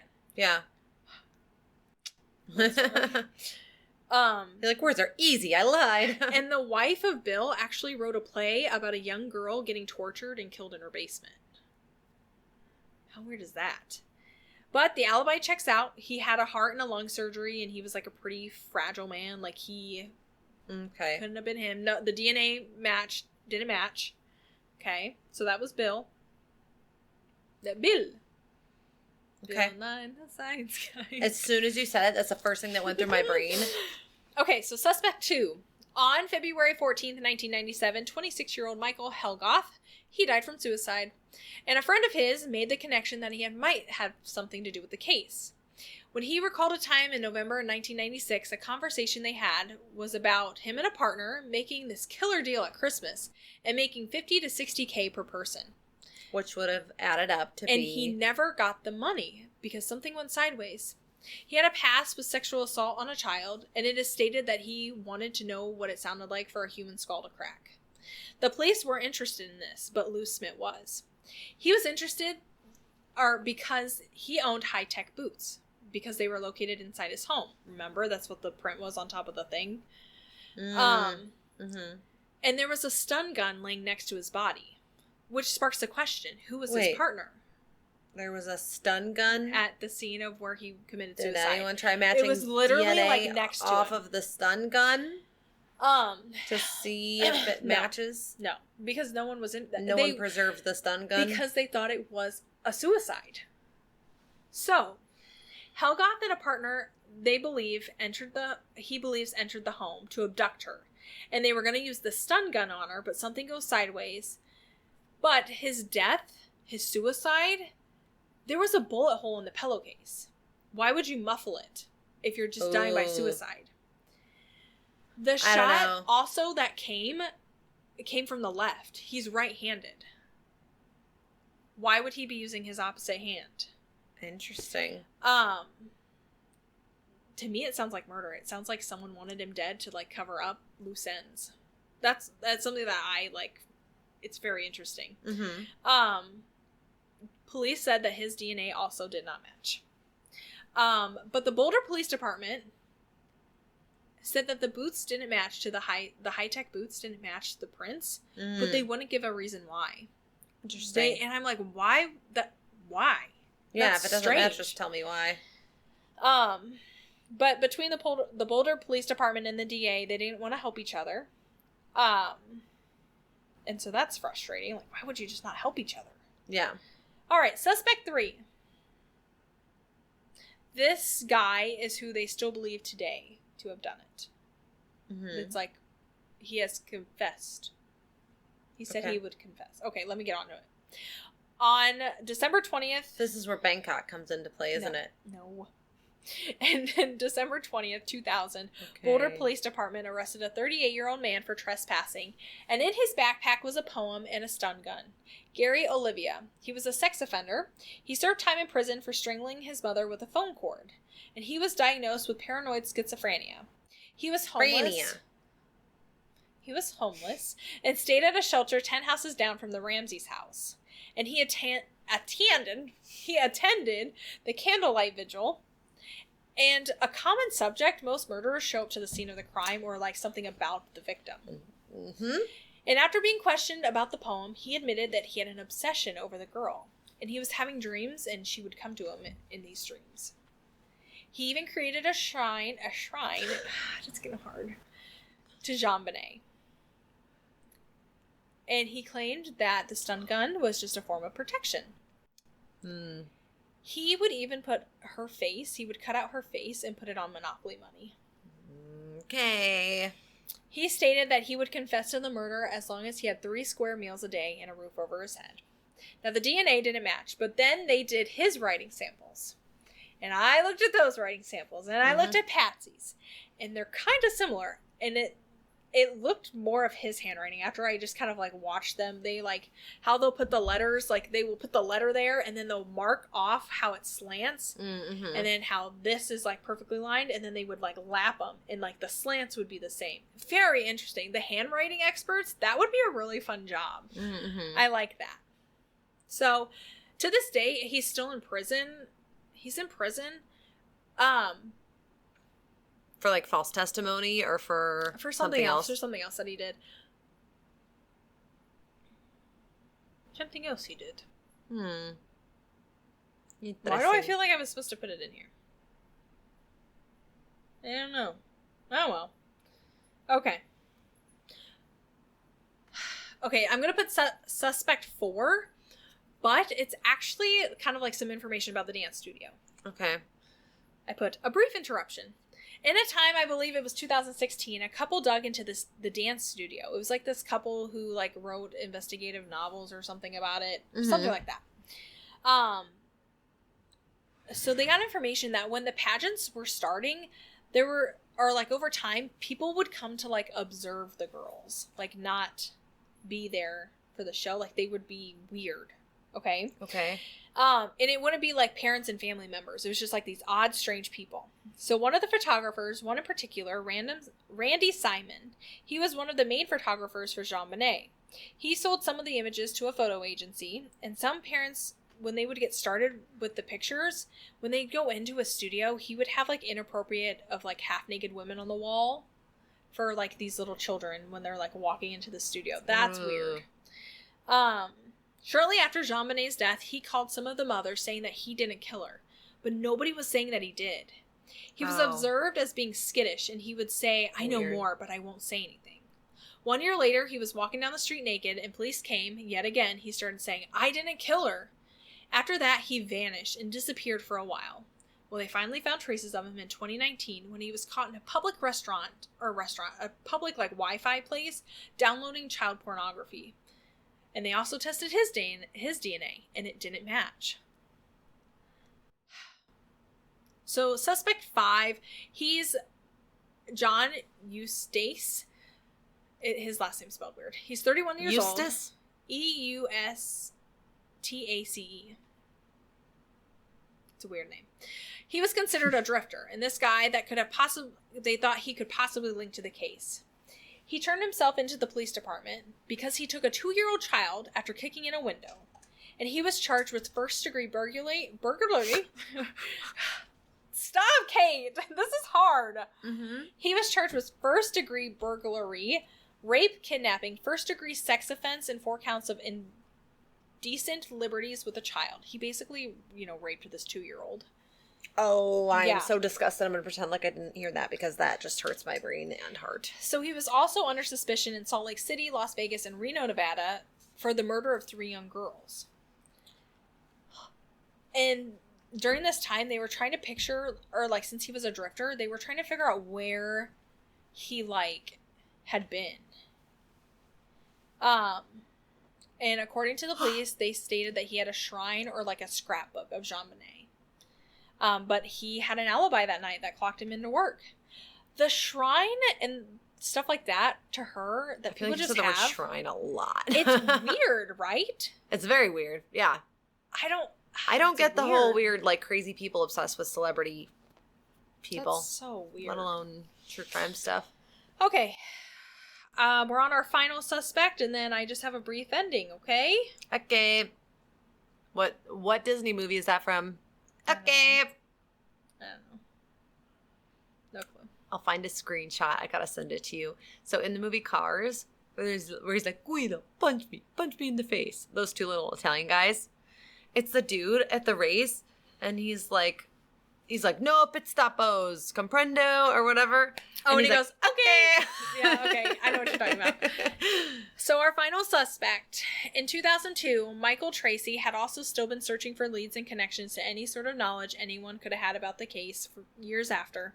Michael would go through emails that he would receive about possible leads or what could just be someone wanting attention. And one day, he got an email with the signature of Daxus claiming that he has knowledge of the crime. And he would give insight about the crime and insight to the Ramseys that others wouldn't have knowledge of. For example, he sent a message once stating that he needed to that the police needed to go ask John Ramsey what JonBenét would call her grandmother. Not her real name, but the nickname that she had given her. Well, her real name was Nadra, but JonBenét would call her Nettie. Oh. And however it played out, Daxus knew that she called her Nettie. And John Ramsey says nobody knows that information. So they started to take this person seriously. And in these emails, he admits he's a pedophile. And calm down, Patience. God. It is claimed that in these emails, he had stated that his favorite age of a child is 6 years old. Daxus eventually sent them a poem. Blah, blah. I'm not listening. We'll wait till Katie's done. Dramatic. I don't want to hear that. Daxus eventually sent them a poem that confessed the love he had for JonBenét. And later on in the emails, which there were a lot, Michael gains the trust of Daxus. And then they end up getting phone numbers and they actually talk in person, so you can hear some of the tapes that they recorded. He claimed that he accidentally killed her by erotic asphyxiation. Thank you. He was even able to give insight to the murder that others didn't have knowledge of. He knew that she had a runny nose that night and how he was having a hard time getting the tape to stick because of it. He claimed that she had a bracelet on that night and described it to a T. He described the underwear she had on that had a title of Wednesday on it. He stated that he used a necklace to keep getting her to sleep. He would whisper to her and say, just go to sleep, go to the dreamland. But it was actually the garrote. And the garrote factor was not released publicly. So how would he know that the necklace device was used? The only thing he didn't mention was the blunt object or hitting her in the head.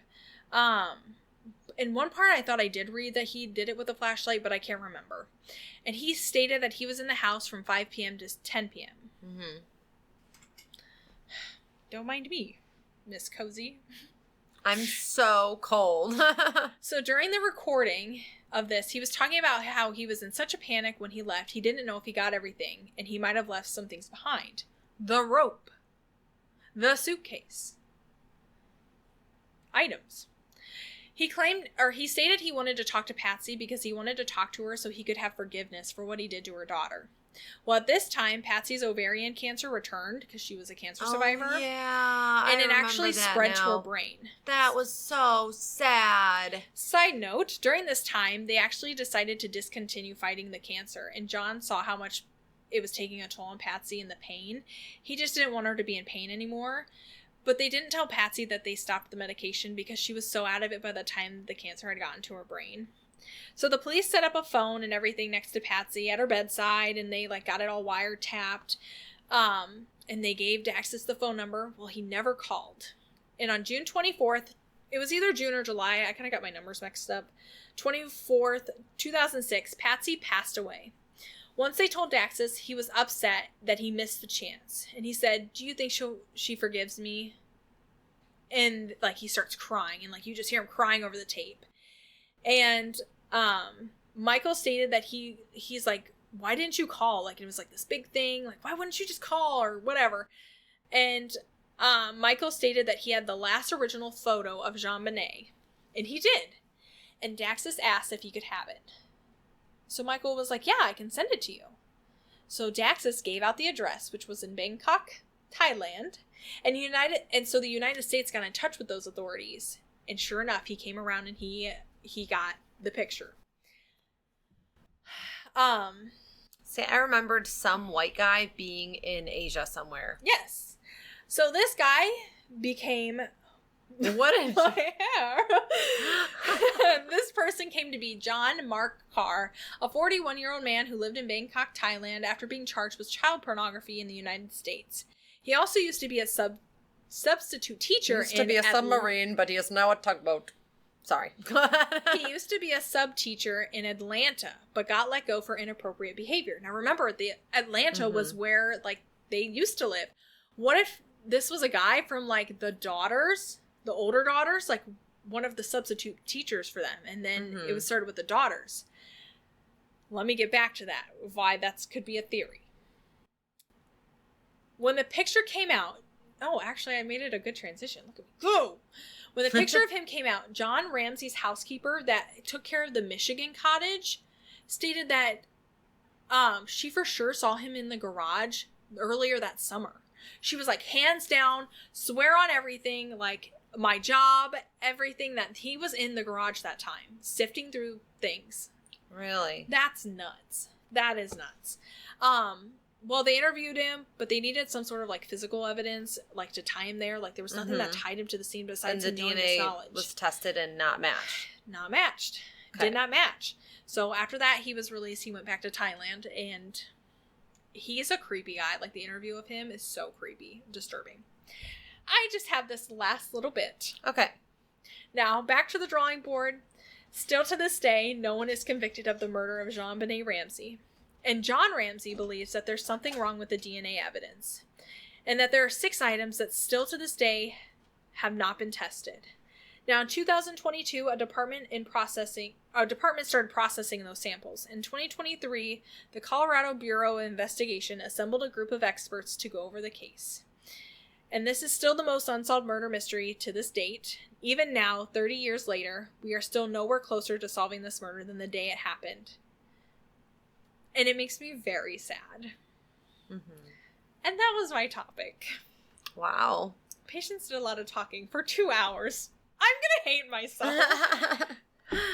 So, well, yes. I think you did great. I definitely, thank you. There's so many people in the case. I think I'm fortunate that I watched the docuseries before and I knew some things about the case because, I was able to keep track of it without getting too confused by all the names and stuff. But, I think it was interesting how you... Do you have, a side that you lean towards? I know we talked about things that we can't speculate. But, do you lean more of, the parents did it or the intruder? For me, the intruder theory just seems so logical and makes so much more sense. There are certain parts of it I'm like, why would they do this? Where did the family say they were like the day she went missing, the night before, where were they at? You They said all they went were to at a party? They were all at a Christmas party. Okay, so what's very sad, and what I would certainly hope isn't true, is what if that DNA is from something earlier in the night, and then the murder was from within the house?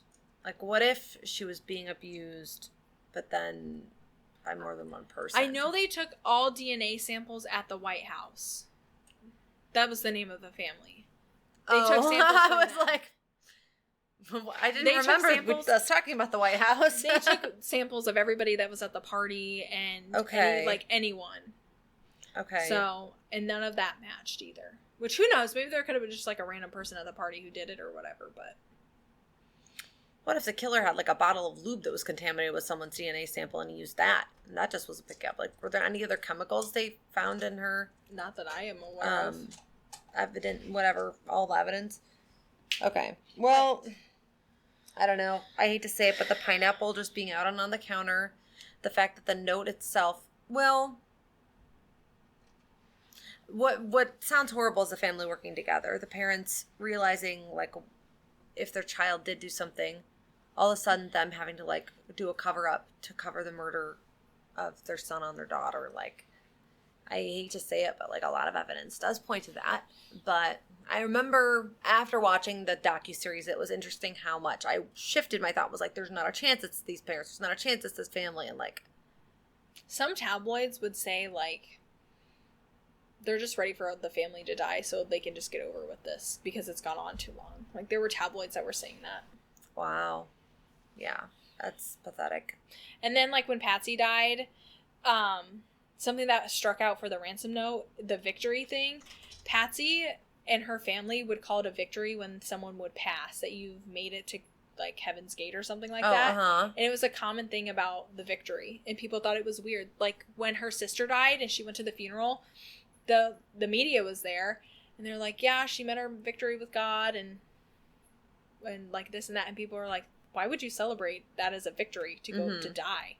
But I feel like in some religion, that's a victory to make it there or something. How long ago did Patsy say she wrote the grocery list? What day did she say that was written? I don't know. I'm curious because it's like, you need to also explain why there was a ransom note, probably, where it was said Mr. and Mrs. R, right? Is what it said? Like, explain that. That's a big one that points to the family and I'm pretty sure premeditation. that's how it was ripped out. Don't quote me. I don't know. Don't quote me on any of it. I think Read it the issue yourself. with this, you did a good job in just categorizing it in different sections, because for me, the hardest part is my brain wants to popcorn around to all the different points for each person. Like, I can, if I use the whole, I know I've said confirmation bias like 5 million times now, but if I use that to look at the evidence through the scope of that lens, I feel like each single person has so many factors that point to them. It's not just factors that point to Burke. It's not just factors that point to Patsy. It's not just factors that point to that Jeff. Like, there's, like, each person has their own set of evidence against them. And it's just so... And that's what I'm saying. When I watched the 2016 version first, I was all like, oh my gosh, they really showed me all how the parents did it and this and this and this. But then when I watched the Netflix one, I was able to be like, I was so biased that the parents did it, and I didn't even take into consideration all this other evidence that I didn't even think about. Mm-hmm. And I'm like, maybe that's how a lot of people just don't know either, that they're not, like, educated enough about both sides. Mm-hmm. And so, yeah, just very interesting. that is. It is very sad. I want, like, obviously I wanted us to talk about it. I want us to, like, help support, like, if you know anything, say something. Yeah, definitely. I know, like, there's probably no chance that anybody that knows anything will be listening to this, but... Us as children, I'm a child compared to you. You're ancient. Why are we talking about age? Because, like, my generation doesn't know about... Any opportunity to burn me. My generation doesn't know about this case. So I feel like to educate the younger people, we can, like, keep it alive and maybe they will find an answer. Okay. All right. Now she finally It was gets it. yeah, but Yeah. you should have stretched before you took that leap. How is it a leap? I'm not leaping. You're leaping. There's a cat playing with this, like, piece of paper. It's driving me nuts. There's, like, thunking and sliding and... And Katie's gonna... I'm so cold. All right. She is a freeze baby. I think I'll feel better once I get a snack. Yeah. Okay. Are we ready? Yeah. Snack time. Okay. Bye. We're back from snack time. We're back. We're gonna do a level check. So we didn't do one before we left. I was like a 5 when we left, if that. And I'm sitting at about that. So, definitely gonna murder a cat tonight. Just nothing to see, folks. I don't know. I'm probably at a 5. Maybe a 6. I don't know. Okay. Not too crazy. Yeah. I have tickles on my face. We're gonna do some more talking points. Do you want me to go first? Sure. Okay, my first one. Okay. Bog bodies. Did you know how they were, like, made? I never knew how they were, like, made. Does it have to do with the sulfur in the soil or the, like... I know there's a chemical reaction with the specific pH of the soil, and it's got to be in clay, like wet clay. And it was supposed to be like burial sites for people that were sacrificed. I don't know what they were used for, but the video like showed how like the sticks go on top of the body, so it's like fully submerged. It just scared me. Her tail was smacking my leg, and it felt like a kid. Oh, I'm sorry. Tugboat. And they like what was the other thing I was saying? Oh, and then like animals couldn't get to them to eat them, and then how the plants like go and attach to the body, like, or like the mud around it. It's just really interesting. The images of them are super fascinating. I never knew what the bog body, like what they were until that video. I was like, oh, I learned something new. Okay, well that's cool. That kind of relates to. It's a really high thought. Okay. What if ghosts aren't limited to time, but they can travel to the future or the past? What if ghosts that you're seeing now aren't creatures that have even died yet? So, like, your great-grandma could be haunting you, or your great-granddaughter could be haunting you, but she's not born yet. That's so confusing. I can't even understand it. Like a kid that you have, a granddaughter you haven't had yet, right? What if the ghost in our kitchen is your future granddaughter that doesn't even exist yet? Oh, that's weird. I don't like that. Like, but that's interesting. Because time is a construct, right? So, like, what if outside of this life as we know it is an existence that time doesn't mean anything in? That's a really freaking high thought. Dang.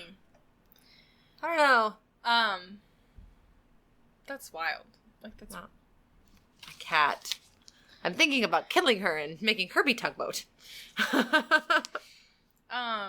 Okay, so my other one was, I saw this video on TikTok, and it's a woman who replicates flower bouquets, but she does it with that paint. Paint? Remember we were going to do the ghost paint that kind of like flaps? It's like more textured and puffed out. She does that with wedding bouquets, and it looks so cool. And I want to do one of those. Ghost paint.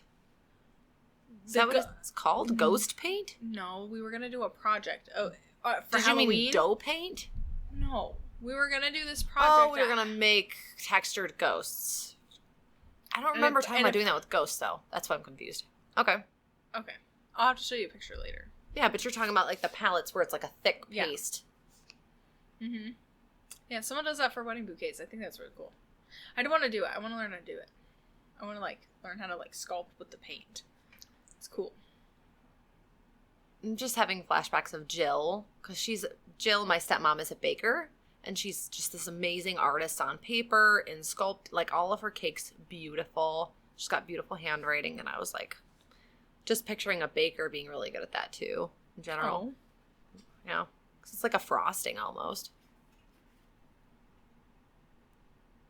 Well, yeah. Sorry. I'm getting a little bit like, now that I got a full belly, and now that I have a heater again, think I'm getting to like... Do you have any more talking points? I did. That's the cats. I did. And now I'm trying to remember. I didn't have it written down. Shame. I know. Shame. Okay. No. So back to the bog bodies thing. Have you seen like some of the preserved corpses of like the Incan / like the old mummified corpses of the people sacrificed like on top of mountains and stuff? No. It's very sad. Now I need to look it up. Yeah. Mummified. Like they found victims of like child victims that were sacrificed and put in special places. I'm not making this up, right? This is a thing, and I'm not just like making up history. Making it up. I don't know. thought they I've never found the heard of it. skeletons like with special like jewelry or whatever to indicate that they were being sacrificed. Oh. Maybe. I thought they did. Maybe I'm on crack. I don't know. On something. Not the good crack. I also forgot my thingy in the kitchen. Oh. Your what? Your book? It's under your elbow. Nope. My toast object. Oh. Her toast object. This is the part of the podcast where Patience talks to you. Hi, I'm Patience. I am the conductor tonight. Ow. No, you're not. Just because I forgot my object. Ow, my hair. As I was saying. I picked it out. I just forgot. What was I supposed to be talking about? Oh, I don't know. Okay, conductor. What was I supposed to be I needed to figure out something on the fly. I can't come up with the fly on the fly. to make up a subject. You know I'm hard at that. Hard at that? I'm bad at that. Okay. All right. Okay. Before we go, you guys can check us out. I like how we both pull out our thing. You guys can check us out at gummybuddies.podcast@gmail.com. You can send us an email. We're at Gummy Buddies Podcast on any social medias, Instagram, TikToks. We exist. We also didn't do our socials at the beginning of the episode like we normally do. Yeah, we suck. Don't follow us. Weird. I changed my mind. Weird. Okay. So yeah, we're gonna give a quick toast before we sign off. And I usually start this for some reason. We don't take turns with it. What? We toast with random objects. And mine today is, I would like to raise a toast. God. A knife sharpener is in my hand. To little tiny shoes that go on animals. So like, I've been seeing pictures of the chihuahuas going out in the snow. And it shows them wearing like a sweater, but then with boots, like little boots on the doggies. And I think they're so freaking funny and cute. Whoever made those first, good on you. Okay. That's good. That's a good one. My toast. I like that that's the first thing that came in your head. I think it's so funny. It makes me think of how opposite of spectrums like we are right now, because you want to know what the first word that popped in my head was. Okay. My toast. I'm holding a golf ball. Oh my gosh. It's to watermelon. I really want watermelon, and it sounds so good. It does sound good. It's a good thought. Good fruit. Good fruit. Good honor. Good eye. Cheers. Cheers. Oh, that's so great. That's good. I don't know. Why am I hiding it again? I don't know. You want to buy a sundial? Okay, well, guys, thank you so much for listening to us. And we hope you enjoyed this extra long episode. And thank you for being our Gummy Buddies.